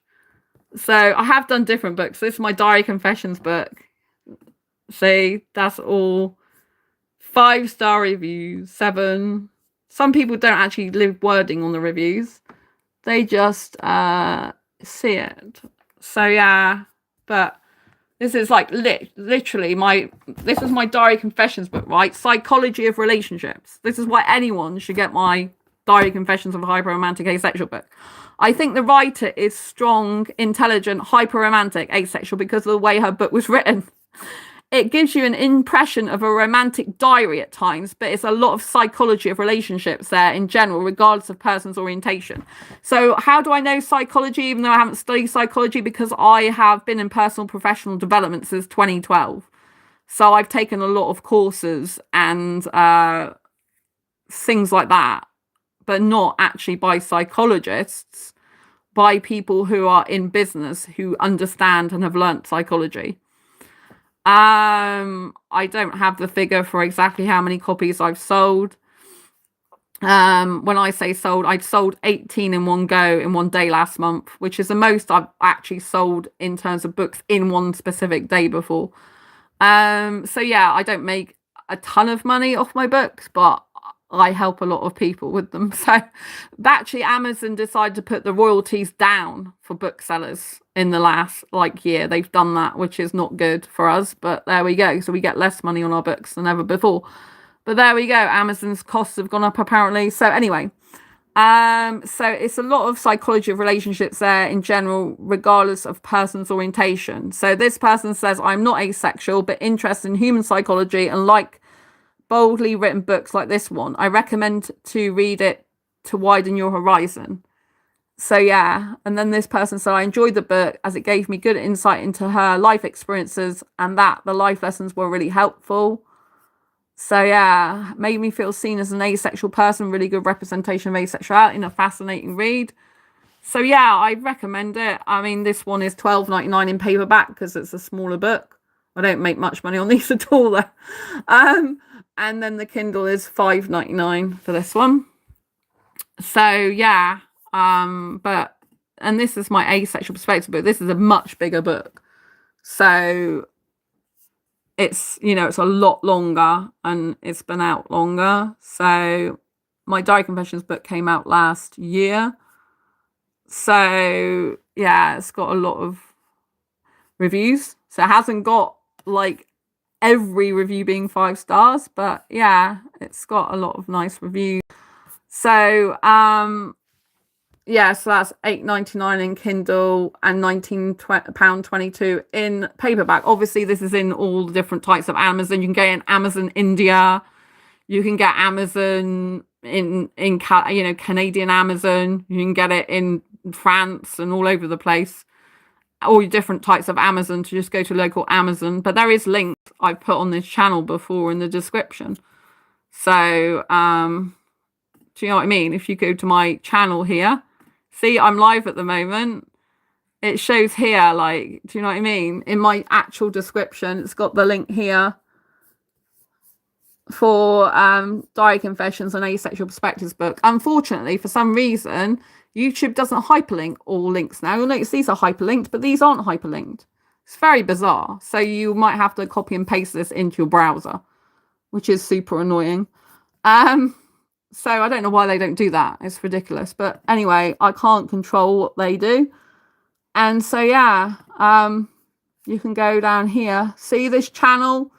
It's had 1,600,1,000,000, I can't even say it, 1,660,187 views.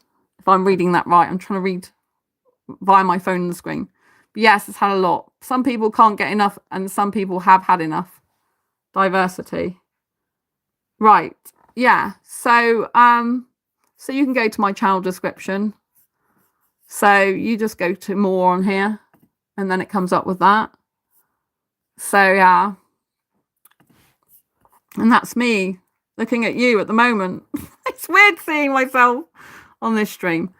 But anyway, so yes, you will notice I am very diverse. Although I talk about asexuality, I do actually talk about disabilities because I have a number of them. I do actually promote body positivity as well, because I'm not a skinny girl, as you've probably seen. So I broke 3 bones in my spine. So I'm here doing weights to increase strength in my spine. So you'll notice that I'm not skinny girl, but I'm not, interested in being a skinny girl. I am like body positive, and people who are not skinny can still get strong in and of themselves. So, yeah.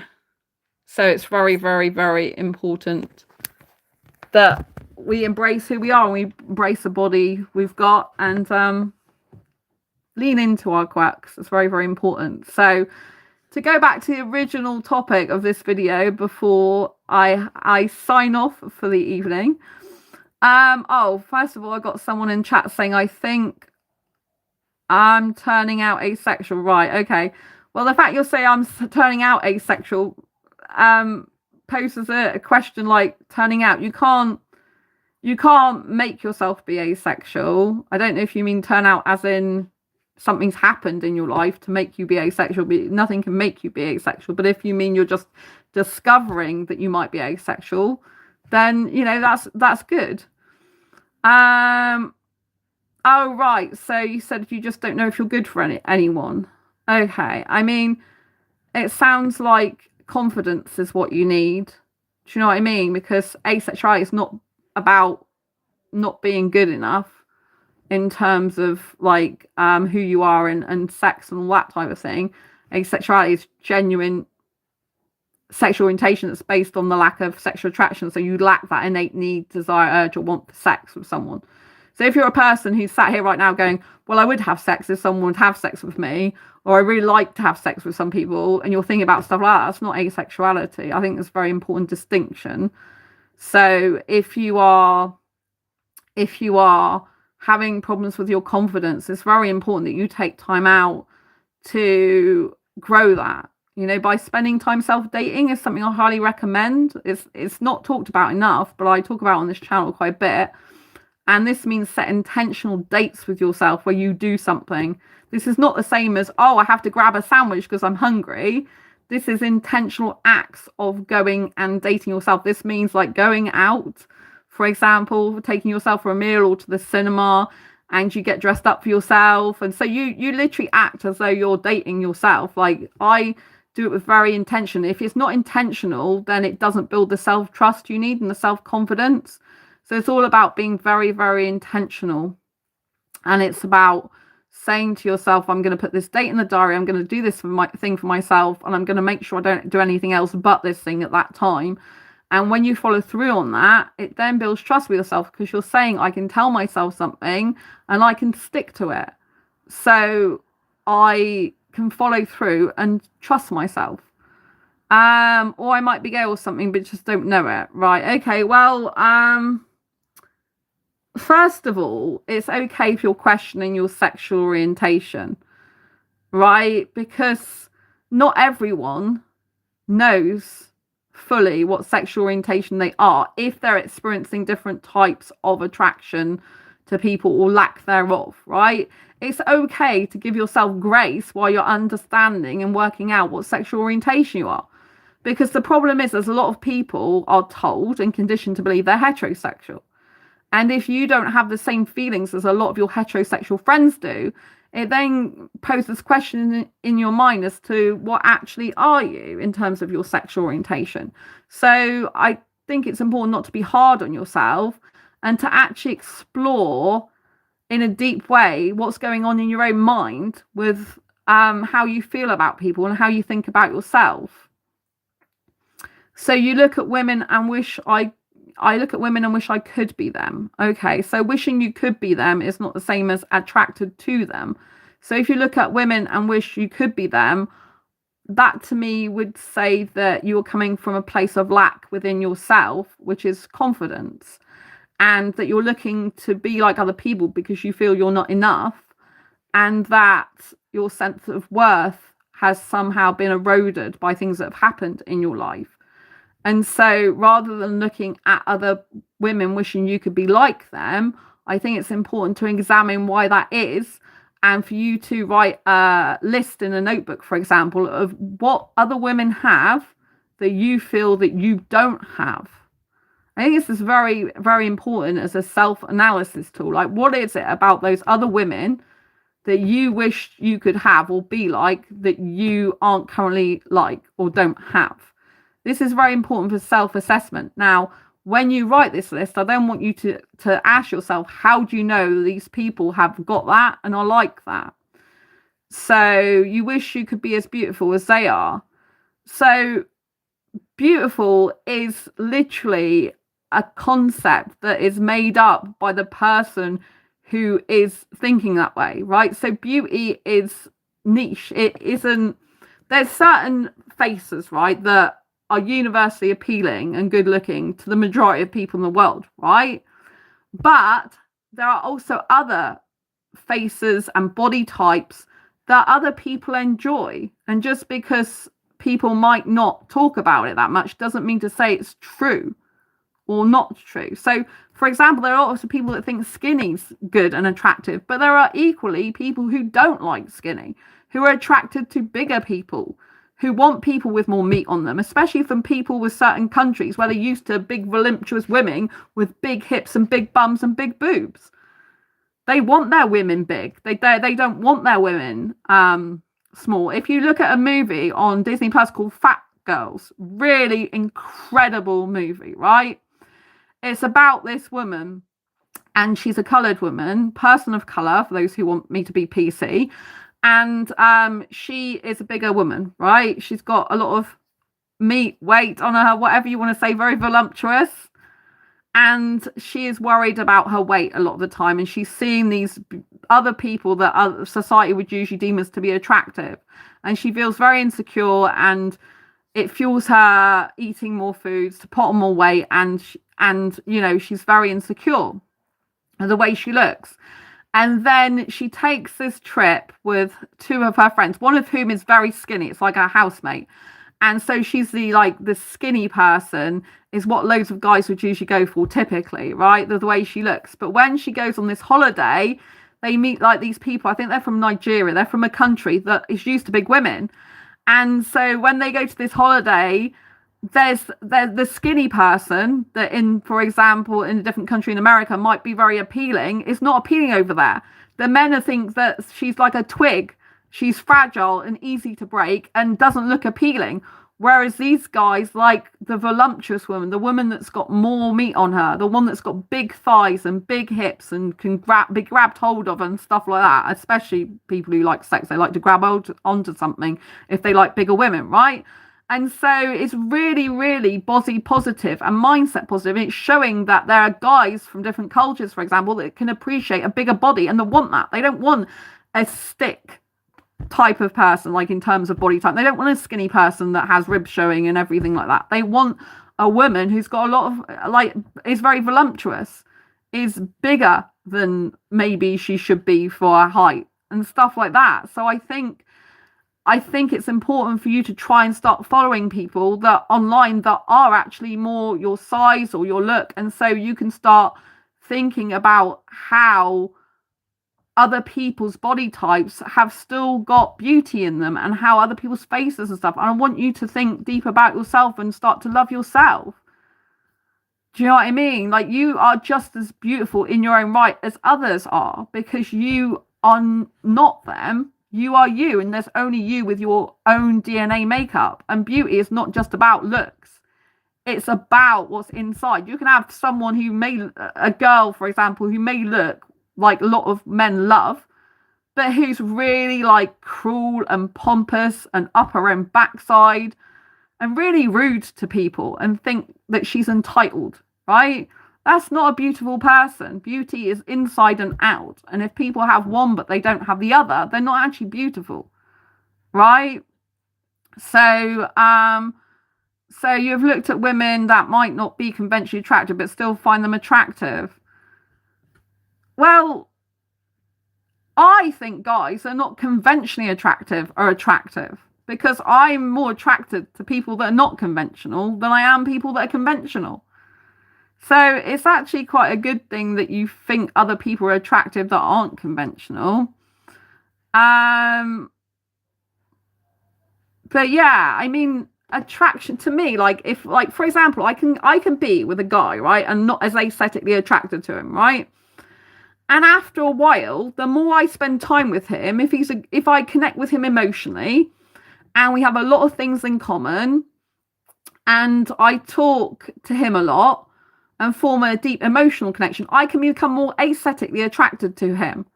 So I can find guys that I wasn't aesthetically attracted to before, maybe not even really my type that much. I can find some of those guys become attractive to me the more I form a deep emotional connection with them, because I can see their soul, because I can see their personality, because I make a connection emotionally. Because don't forget, body types and faces change. They change with different seasons. They change with what happens to a person in their life. And don't forget, there is a lot of AI stuff on channels now. There's a lot of AI stuff that isn't even real. So you might be looking at people thinking they're attractive and they're not even an AI, right? I'm going to give you an example of this, right? Watch this. So I'm going to go to my Sandra Bellamy channel, right? Which I've switched to an AI focused channel right now. So you probably haven't like seen my, I'm looking at it on this is my Asexual Live channel, but it's not really. It's actually my Sandra Bellamy channel, right? So this is like talking about AI, because I'm writing How to Date an AI Bot book, right? So I'm talking about AI. So if you like AI or have any interest in it, go and subscribe to this channel as well. I love this channel already, and I like how open you are. Thank you so much. Right, so this is my Sandra Bellamy channel. My name's Sandra Bellamy, right? But I wasn't posting on here. Like, I've got 49 subscribers, right? I haven't posted. And so I wasn't posting much, right? Because this is my main channel. This Asexualise, my Asexual Live channel, is my main channel. I've been growing for 10 years. But because my name's Sandra Bellamy, a lot of search engines point to this, right? And I want to show you something that's relevant to this, right? The reason I want to show you this, because we're talking about looks, right? So there is one shorts video I did, which is a very, it's a very popular video. I need to get to it. I don't know if it's actually, let me go to my YouTube studio in here where you can see my analytics, people. So there's content. There is one video in here, because I used to talk about asexuality. So there's still some asexual videos on here, right? But I only used to like put a few videos very occasionally on here. So I wanted to make it focused on something. So the Sandra Bellamy channel's an AI channel now for a couple of months, right? So, I have a lot of content on here, but there's one video I need to find, if I can find it. And the reason it's because it's an AI, and a lot of people think it's real when it's not. I don't know if I can find it now. Do do do do. But anyway, it's a very interesting channel if you're into AI or learning about AI. So I'm trying to find it. But anyway, this person, they think she's real. My point is they think she's real and she's not real. She's just an AI bot. Here it is. Right. This, right? Watch this. So, let's go to it, right? So this singer is made using AI. It even says unusual AI creations, right? See that there? But still people are saying in chat about what a beautiful voice she has. Like she's a real person. When are people going to actually pay attention to the fact it's AI? It says AI. They're just oblivious. So this singer, see, you think she's like, wow, yeah, it's going to be a scary world scene. There are lots of AI channels. And the problem is there's a major problem with this, right? Because some people are saying that women are sexualized in AI, right? Because you have a lot of AI channels that are creating women like this, and some of them particularly with big boobs, small hips, and thin waist, and people think they're real. So of course it's giving a false impression of what the real body woman type is like. It's just a fantasy that people are fueling.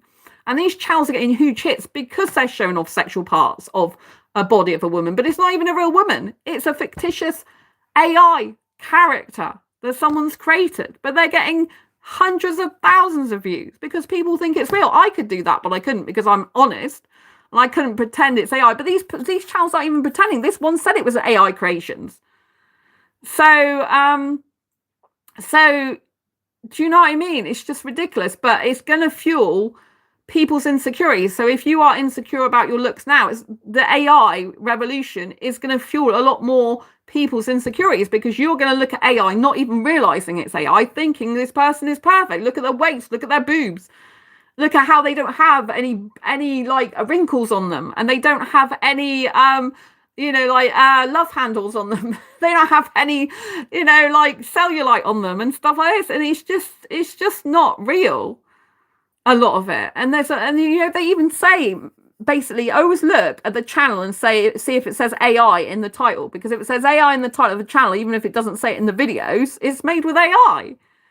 And so this can be very destructive, especially for a lot of young people, right? Who honestly are going to have trouble. They're going to see these people that aren't even real and think they are, and think, oh, how can I get a body like that? But do you know what I mean? I've seen some people. There's even a coach I follow for a nutrition, although a lot of it doesn't suit me because of my dietary requirements. But she's I think she's in her 60s. I mean, for a 60-something-year-old, she obviously has taken care of her body a lot. I've met her through the Women's Business Awards, the Women's Business Club, who run it, right? But she has her ribs showing. She's actually lifts weights, she's like a bodybuilder. But you can see her ribs, and she's very, very skinny, but you can also see her ribs. And I personally think the ribs showing is a very attractive thing, right? Asexuality is more common among women than men. Yes, there are more asexual women in the community than men. I agree with that. So, and there's more non-romantic asexuals than romantic asexuals too. So yes, it's difficult because I'm attracted to guys, only guys, and there's more women in the asexual community than guys. So in a lot of the singles and dating groups, there's a lot of women posting about looking for someone. It's like, well, then they're used to me. I've had women ask, I've had lesbians and women asexuals attracted to me before as well, and I'm just not interested in that way. So I don't think a woman could make me happy like I do. I don't think a man could make me happy because I can't even imagine myself with a man. I'm just lost right now. Yeah. I mean, we have to have ourselves to make ourselves happy. So it's hard because in society and movies, even romantic movies, they all show that we'll be happy once we're with the person. Once we've got the guy, we've got the woman, or got the person of our dreams, right? But they don't usually show the after side of that. The side where people have different attachment styles, people have different personality types, and there's a lot of differences in interests, in values, in beliefs, this type of stuff. The less aligned you are, sorry, the connection got lost for a second there. The more you're misaligned with some person, the more difficult and rocky your relationship or even friendship's going to be, right? So we need to first look and foremost look at how can we make ourselves happy so that we can be more of a whole person before we meet someone. Because if we do rely on other people for all our happiness, we're going to be very disappointed, and we are going to be insecure because they hold the power, right? People who if you go to other person to validate you and to make you happy, they hold the keys to your heart and the power in their hands.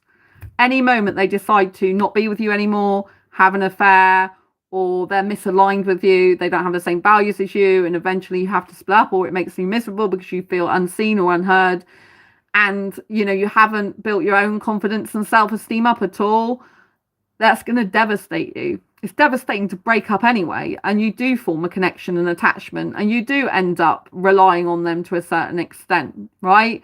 But we need to be trying to make ourselves as happy as possible by ourselves, so that when we do get into a relationship or friendship, then we're not totally reliant on that person for our happiness, because then if they do have that power, they can take it away easily by their actions and the way they treat us.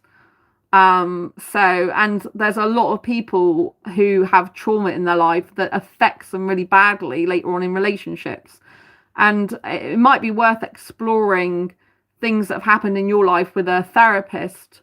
I'm an advocate of therapy, a real big advocate, although I had to leave my therapist and walk away from my therapist recently, who I've been with a year, because he was echoing the patterns of toxicity that I was trying to heal from. So, such as minimizing, not prioritizing my safety, making up excuses for people and stuff like that. It wasn't good. Didn't understand me either. It's no good having a therapist that doesn't understand you.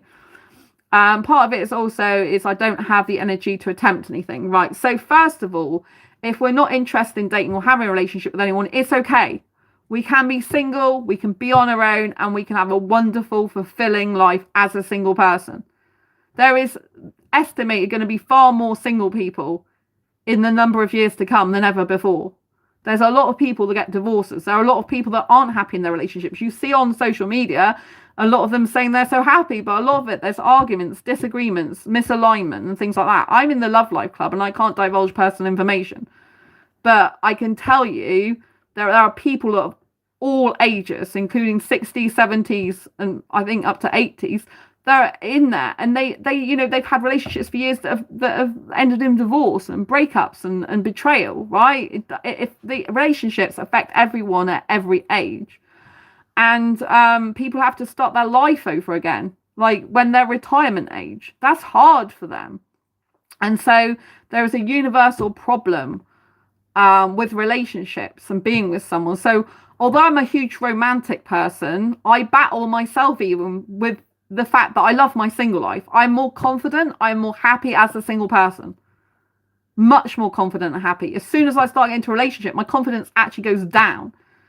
And part of the reason for that is because I find it harder to regulate my emotions with someone in a relationship due to trauma and betrayal, or sometimes it's because the person isn't behaving very good to me, right? I'm better at dating than actually being in relationship. I'm very good at online dating, like approaching a guy, getting into conversation with a guy, chatting to a guy, actually getting a date. That is my forte, if you like. That's something I excel in. So that's what I talk about more than relationships as such. But I know, because obviously of learning from Matthew Hussey and teachings about healthy relationships, I know more since I've been in his Love Life Club, but I still got more to learn. My mission is to be in there for at least 5 years. I'm in my second year now because I've got so much to learn still.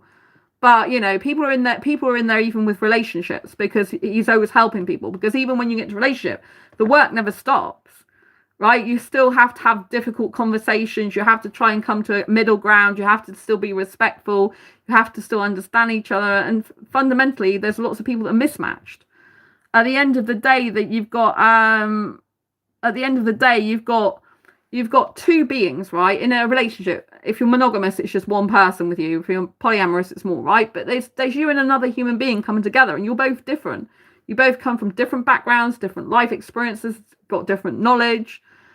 And if you've got very different attachment styles, you're not going to work. If you're an anxious attachment, I'm anxious attachment, and you're the avoidant, that's like one of the worst combinations you can ever have. Anxious people want reassurance. They want to solve problems. They want to talk about things. Avoidant person wants to avoid confrontation, avoid hard conversations, keep the peace, retreat, move back away from the person, not towards the person. It's very, very difficult, right? And fundamentally, different people are very different. And so you're trying to put two people together who are different beings. And inevitably, that's going to come up with a lot of issues and problems. But there are going to be a lot more people in the world that are going to be single in the future, they predict. And so we have to understand, actually, this is really good for asexuality. Why? Because there's a lot of asexuals that are single.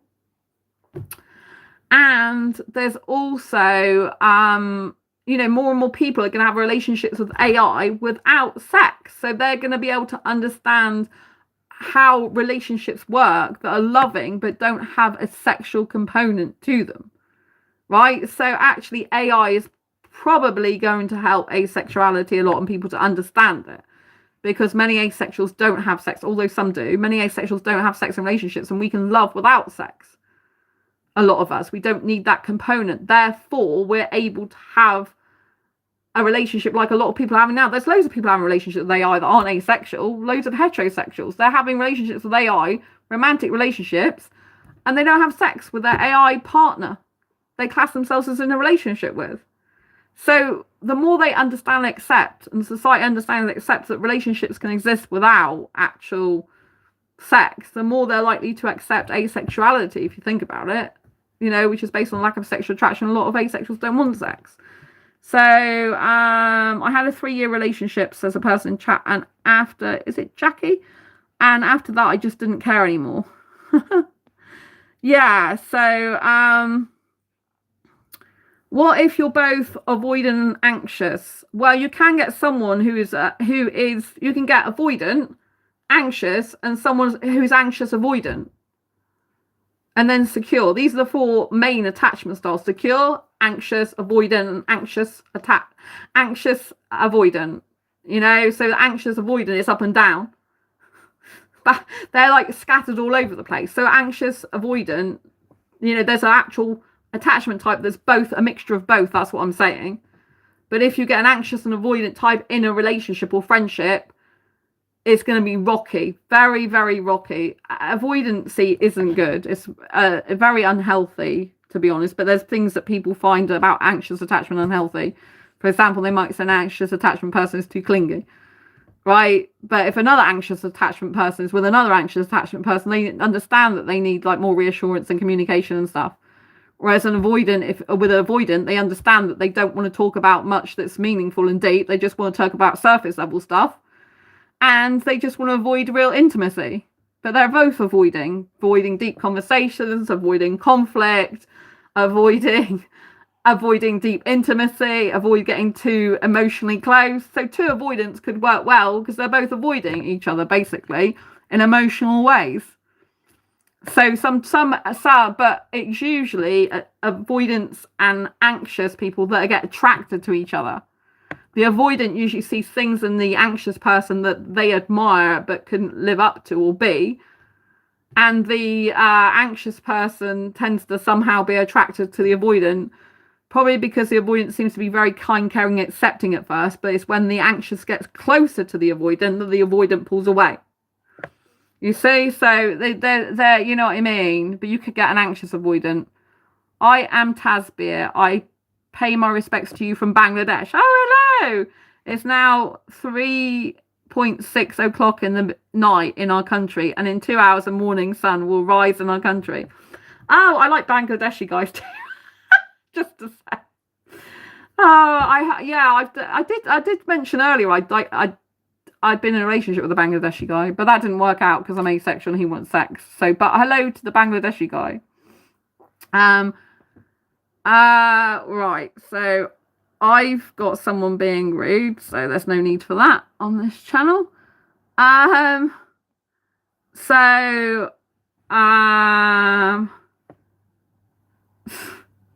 Someone's put in, Jackie, I'm just a bunch of trouble. Poor women have to be almost like a mother to me because I lost mine at such a young age. Well, if you did lose your mother at such a young age, I'm really sorry to hear that. Because that's really, really not good for you. Well, I would honestly say, Jackie, to explore that and any other loss and grief, because a lot of our difficulties in adulthood, they do come from our childhood and past relationships. A lot of us have fears, insecurities, doubts, so you're not alone. And there are a lot of people that do admire other people's looks. I've learned, I've done a lot of mirror work. So something I haven't brought up is mirror work. So one of the ways that I like the way I look now on my body, I've trained myself to be that way. I didn't like that years ago. I've trained myself to be that way, right?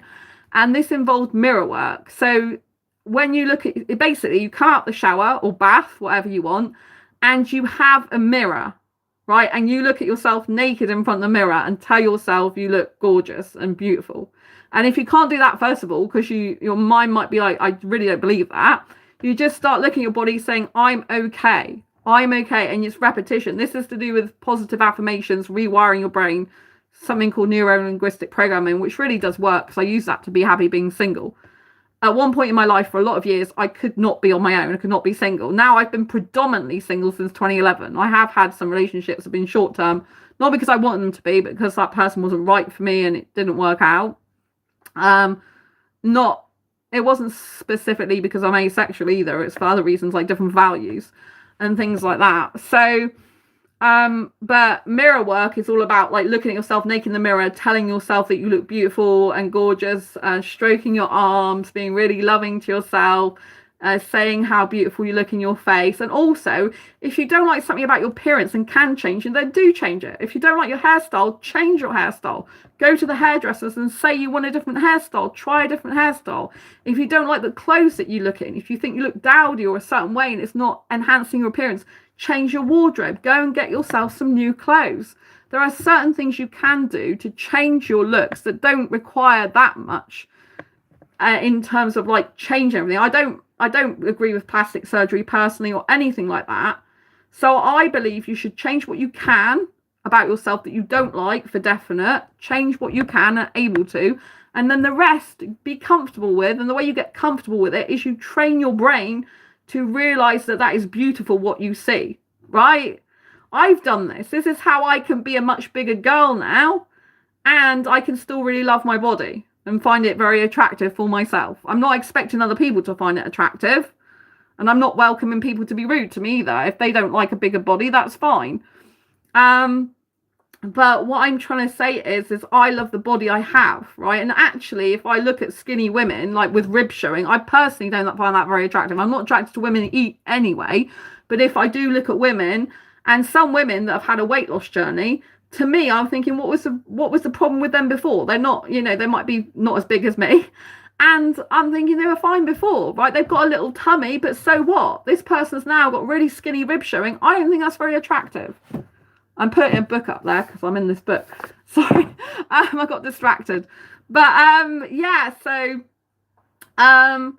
and it fell over, so that's what's picking up. And so yeah, I think it's very, very important to love the skin and the body we're in. And I actually do really, I love my body now because I'm actually more confident as a bigger girl, really, than I was before. So I've kind of made up for the fact I'm a bigger girl by training my brain really hard to love what I see and feeling good. I do have very young, apart from my hands are really bad. If I look at my hands, I'm being critical.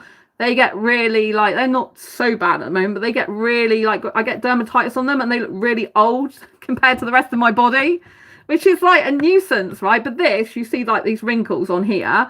That's actually because I've got thyroid issues. So if you do your research, this wrinkly hair and skin is to do with thyroid. I've got like low thyroid, but not enough to be full hypothyroidism. I take kelp for it, but that's one of the signs. So, and I've got a lot of microbiome problems and stuff like that. So I have to put cream on my hands all the time, to keep them more supple and stuff like this. But actually the rest of my body, my skin is very young. I'm very blessed. My parents have got very young skin. So all this is very young. It's all very soft. So I would say like change the things you definitely can change about yourself, such as get a haircut if you don't like the way your hair is. I think guys should be clean shaven personally. I love clean shaven guys. And when you go on dating sites, most of the guys on dating sites have beards and stubble and mustaches, but the guys haven't worked out yet. But I think most women, or a lot of women, do actually prefer to see more either nicely shaven facial hair or none.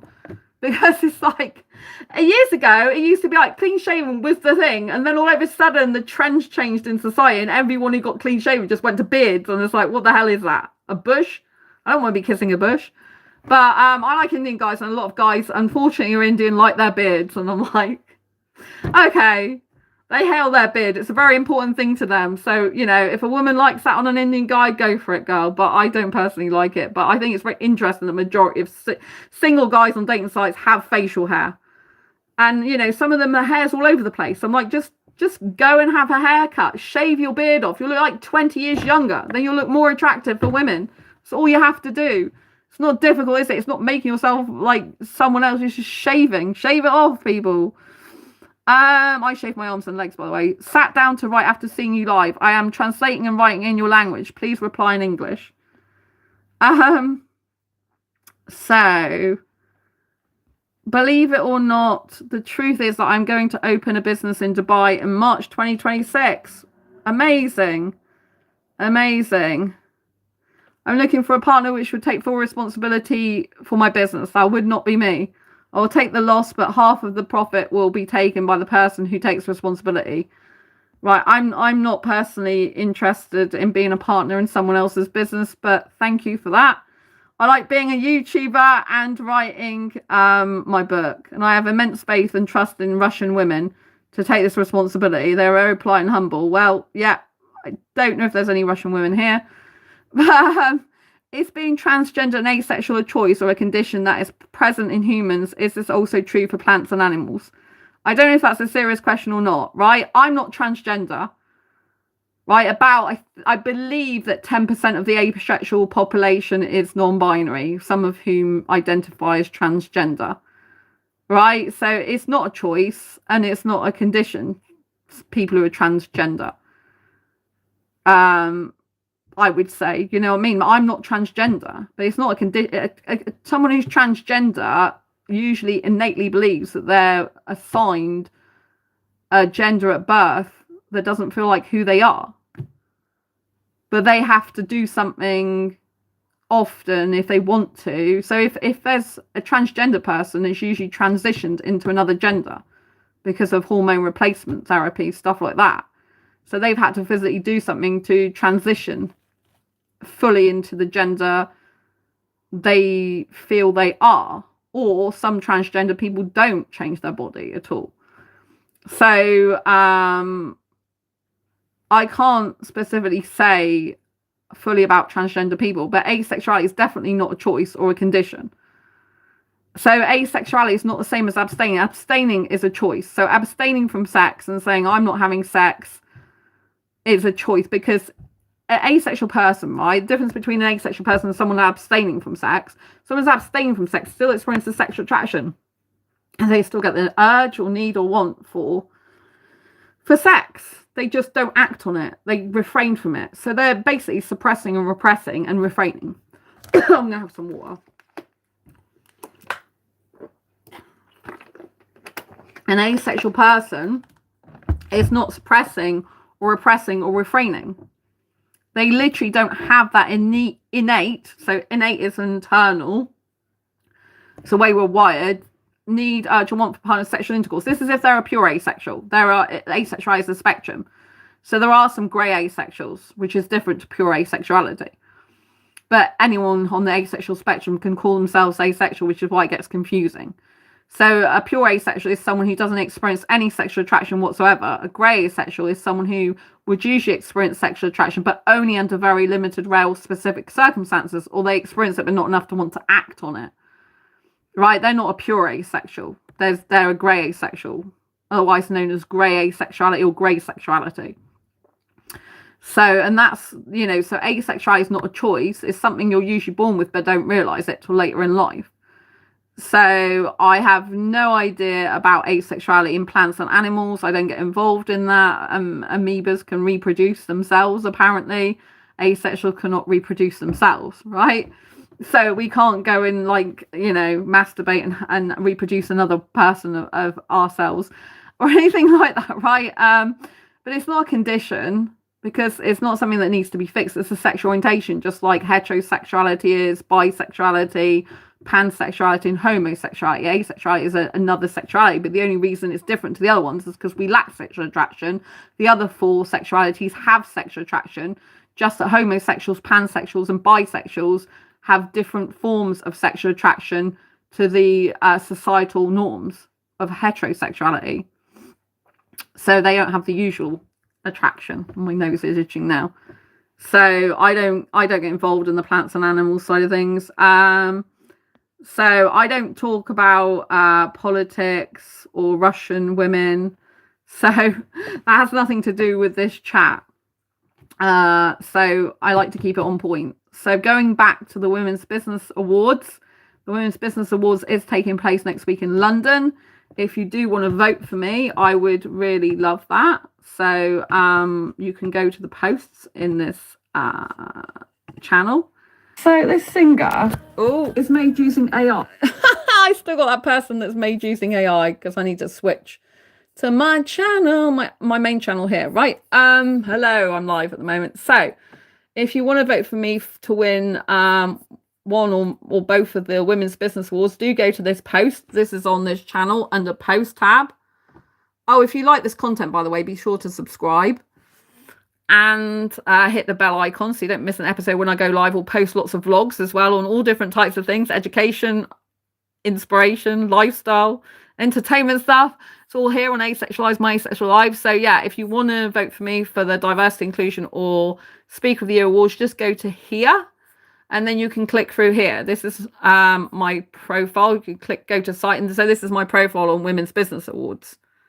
Sorry, Women's Business Club for Women's Business Awards. They're the ones who run the awards I'm going to next week in London, right? So if you want to vote for me, you click vote button here. And then this has the form come up and then you fill in the form. So I obviously I'm not going to actually do this for myself, but I'm just going to go to the next thing. But then you have to go down here and you have to find my name beginning with S because I'm Sandra Bellamy. So you go down here and I've been nominated for 2 awards. See, there's 25 categories and loads of different people. So the competition is high. And the judging and voting is on this month until the 31st of November. So not that long to go. So you have to scroll down all these. They're in alphabetical order. There we go. Sandra Bellamy says diversity, inclusion or speaker of the year. And you can vote twice. If you want to vote for both, you'd have to fill in the form twice. So yeah. Really, really, really important. So yeah, obviously I'm going back because I'm not going to do that. I'm not going to vote for myself.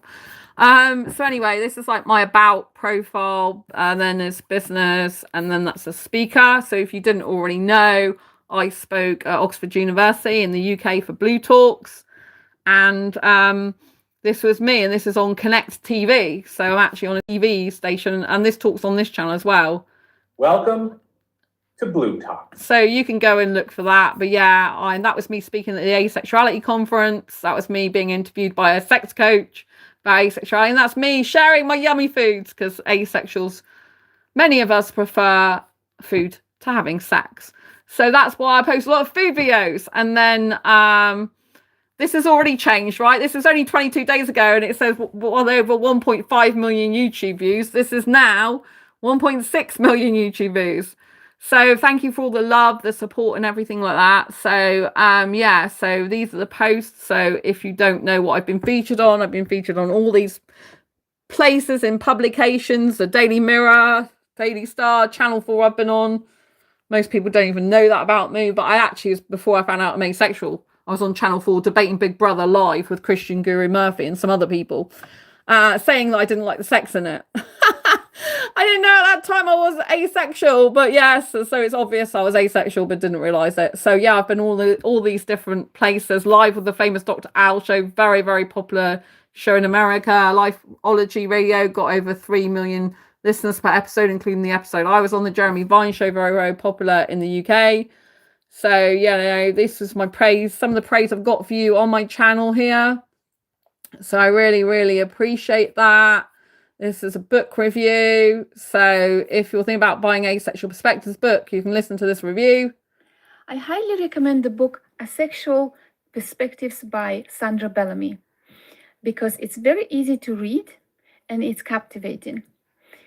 When I got the book, the first few pages I read, then I couldn't stop. And I also liked the writer herself. I met her at Oxford University, where she was given a talk. I wanted to know why her book hit the bestseller, and also I wanted to know more about the writer. The book was an eye-opener because I'm non-asexual. It's so much psychology there, and I like the way she writes, and all the interviews are there. It was for me a very big discovery how people just confess and how people talk about things and about their asexuality. The more we know about another human being, the more we will understand ourselves. So yeah, I hope you really loved this video. You know what I mean? It's amazing. So yeah, that was a really, really, really good point about, you know, my channel. And so yeah, it's about my book. So yeah, that was a coaching client actually I had. So yeah, and they're talking about this book here, Asexual Perspectives book. So yeah, this is a book they're talking about. So this is the one she's got. So she recommends it. So go on Amazon and go and get a copy of Asexual Perspectives book, especially if you're new to asexuality, want to understand it more and understand what asexuals really think of love, life, and sex. Very important. So yes. So yeah, so this is like, again, my Women's Business Club profile. I was on BBC Radio with Graham Torrington. This is from 2017. So yes, I'm talking about being an asexual cougar on here because I'm interested in younger guys. My After 11 guest now is Sandra Bellamy, who describes herself as an asexual younger cougar. She enjoys passionate kissing, but is repulsed by sex and nudity. She doesn't want to get married, live with a man, or have children. And she wouldn't sleep in the same bed as a man. Sounds complicated? Well, she joins me on the programme right now. Sandra, good evening. Thank you very much indeed for joining me on the show tonight. Hello, Graham. So there we go. Do you want to hear any more? I think you can watch this on this channel. But yeah, or go to this page on the Women's Business Club, which is in the post that I've told you about. You can see all this by clicking through here, this post. See? Post. Then you can decide if you want to vote for me or not. But you can see all this stuff that's on this page here. It's my Women's Business profile. Women's Business Club profile for Women's Business Awards. So this is what the judges will be judging me on. And any social media they see of me. But it's mostly in here. So this was Amplifying You, Ask the Expert. This was a clip from it. I discovered I'm asexual in 2014, but I was in heterosexual relationships for pretty much the majority of my life. But I was so shy about sex. I would only talk about it with my ex-boyfriends when in a relationship with them. And I wouldn't even talk about it with a girlfriend, no one. So it's kind of like my secret with just my exes. And even though a lot of asexuals don't want sex, that some are, you know, okay about having it. If I'm going to make a big impact in the world, I thought, and help asexuals, then I can take the information that I had about my past sex life to the grave with me, or I could share it with the world and help some people. So I chose to bravely share it with the world and help some people. And I think that's a really important message for your audience. Yeah. So you see here that I'm always spreading awareness of asexuality. This is a podcast talking about how to do podcasting. I was talking about how to create a YouTube channel and be vulnerable and brave with your message. So it doesn't matter what I'm doing. I'm constantly promoting asexuality. So this is why people or someone or people, I don't know if it was one person or two people, have voted for me to win the Diversity and Inclusion Award with Women's Business Awards and also Speaker of the Year Award. Because obviously I talk about asexuality all over the place, not just this channel. I'm constantly talking about asexuality, constantly talking about it to get it recognised as a sexual orientation in its own right throughout the globe, so no asexual has to live in fear of ridicule ever again. I'm talking about it in business places, do you know what I mean? So this is me when I was on the Phonic FM recently. I've been on there 3 times now with Will Pollard, who's interviewed me about being asexual. So this is transforming into a daily pocket speaker. Why is it a pocket speaker? Because I'm in your pocket a lot of the time on this channel. I'm vlogging all the time. I ever noticed how many speakers speak at one time events in a given year, whereas a daily pocket speaker speaks to their audience all year round. That's me in your pocket all day, every day. Well, not all day. That's an exaggeration. I'm in your pocket throughout different times in the day is more truthful. So I was the opening speaker at the Be and Become Summit. We will be starting with our incredible asexual entrepreneur. She is a best-selling author. She has her own publishing house called Quirker Books. She also... It's actually called Quirky Books, Quirky. This person's American. Quirky Books, yeah, that I publish in my own book publishing imprint. I'm a registered publisher in the UK. Has contributed a #1 best-selling book called The Book of Why and How, which features James Redfield. She is absolutely incredible. She has is also a show host and vlogger. Oh, hi, Jason. You're in the UK too. That's great. At Asexualise, My Asexual Life.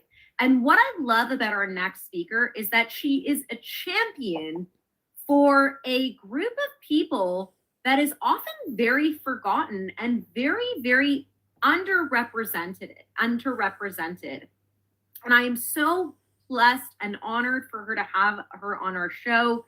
Hannah, let's get Sandra up on the stage. I want to talk to this incredible warrior. Hello, Sandra. Welcome to the summit. How are you feeling about your talk today? I'm feeling amazing. Yeah. Well, we're so incredibly blessed to have you. Sandra has been doing such amazing work by empowering a very, very underrepresented community. She has really, really empowered people. And that's really what I'm so happy that you are with us, because I know that you understand this mission of really turning our pain into our purpose.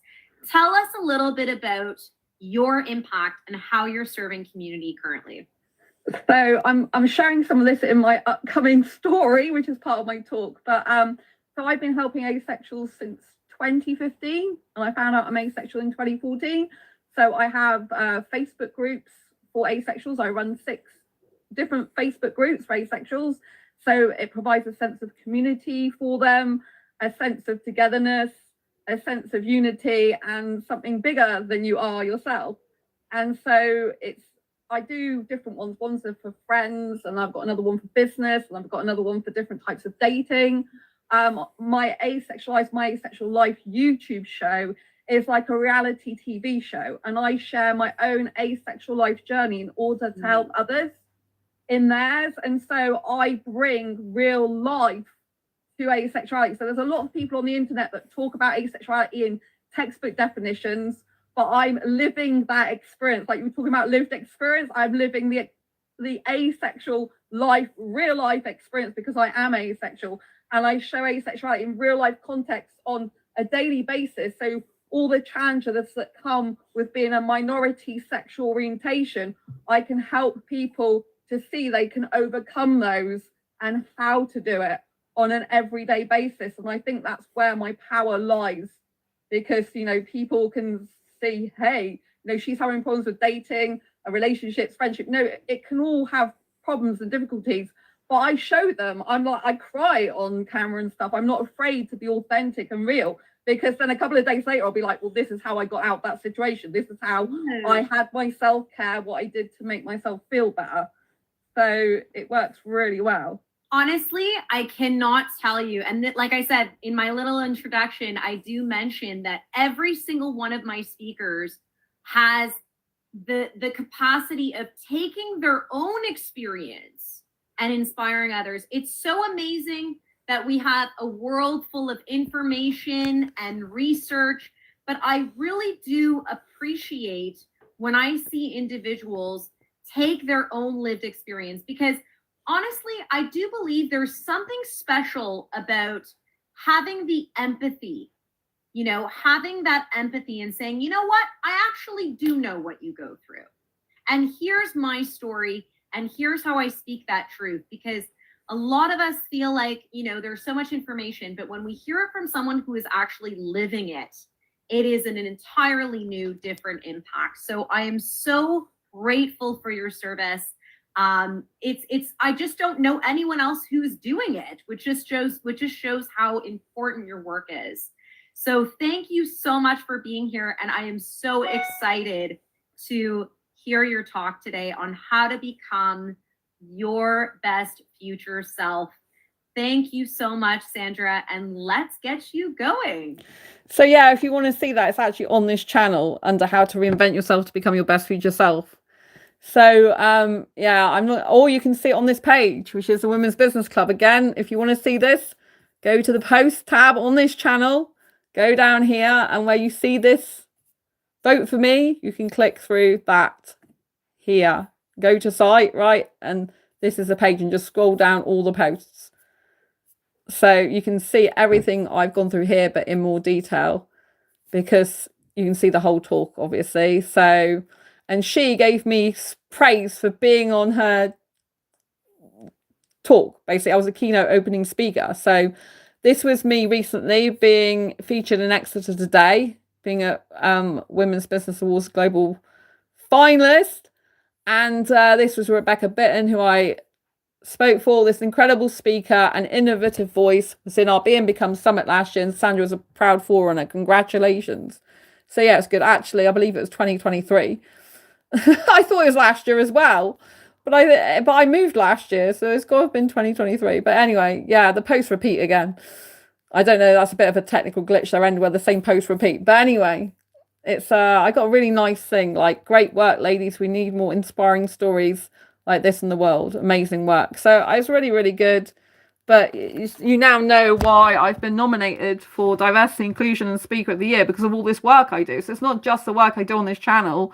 It's actually talking about asexual in loads of different contexts, in business contexts, in podcasting contexts, all over the place. I'm able to adapt to lots of different types of talks and interviews to get asexuality recognised as a sexual orientation in its own right throughout the globe. So no asexual has to live in fear of ridicule ever again. I want to say thank you for being here tonight. If you haven't watched the rest of this stream, please go and watch it from the beginning when I publish it. You know, when as soon as I click like finish, it will be on my channel. So I mean, some people are watching it now, probably catching up with it, but I'm gonna love you and leave you soon, because I think most of the questions I've answered now, if not all of them. But to leave you with this, don't forget to get a copy of Asexual Perspectives book on Amazon, like it was recommended on that video you saw earlier, and Diary Confessions of a Hyperromantic Asexual. These are all on Amazon. All you have to do is type in Asexual Perspectives, 47 asexual stories, and Diary Confessions of a Hyperromantic Asexual. And the other books I talked about was Fibromyalgia Self-Help Handbook, how to have more energy, less pain, and feel happier like a superhero rock star. So yeah, I highly recommend these. Of course, I'm recommending them because my books, but I know they're good books. I spend a lot of time writing my books, or at least I hope you think they're good books. Like, not everyone likes every book, you know, but I'm proud of them, and I'm proud of the people. You know, these have 46 other asexuals in this book. So, do you know what I mean? It's good, isn't it, to read around the topic, understand it more on a deeper level. So, thank you for all your support. Like I said, the awards, if I win them, will not just be for me. They'll be for every asexual person I represent, asexuality I represent, and all the minority voices in the world that don't have a voice for themselves or feel they can't speak up for themselves. Do you know what I mean? People who have disabilities, because I have hidden disabilities, people who have had their voice drowned out in their life and been made to feel less than they are. I represent all of you. But just being a finalist, this is a global award. So people from all over the world have been like nominated, and there's finalists, right? Even Johannesburg has got finalists, but some of those people can't actually be over here. They're watching it online. It is going to be broadcast online.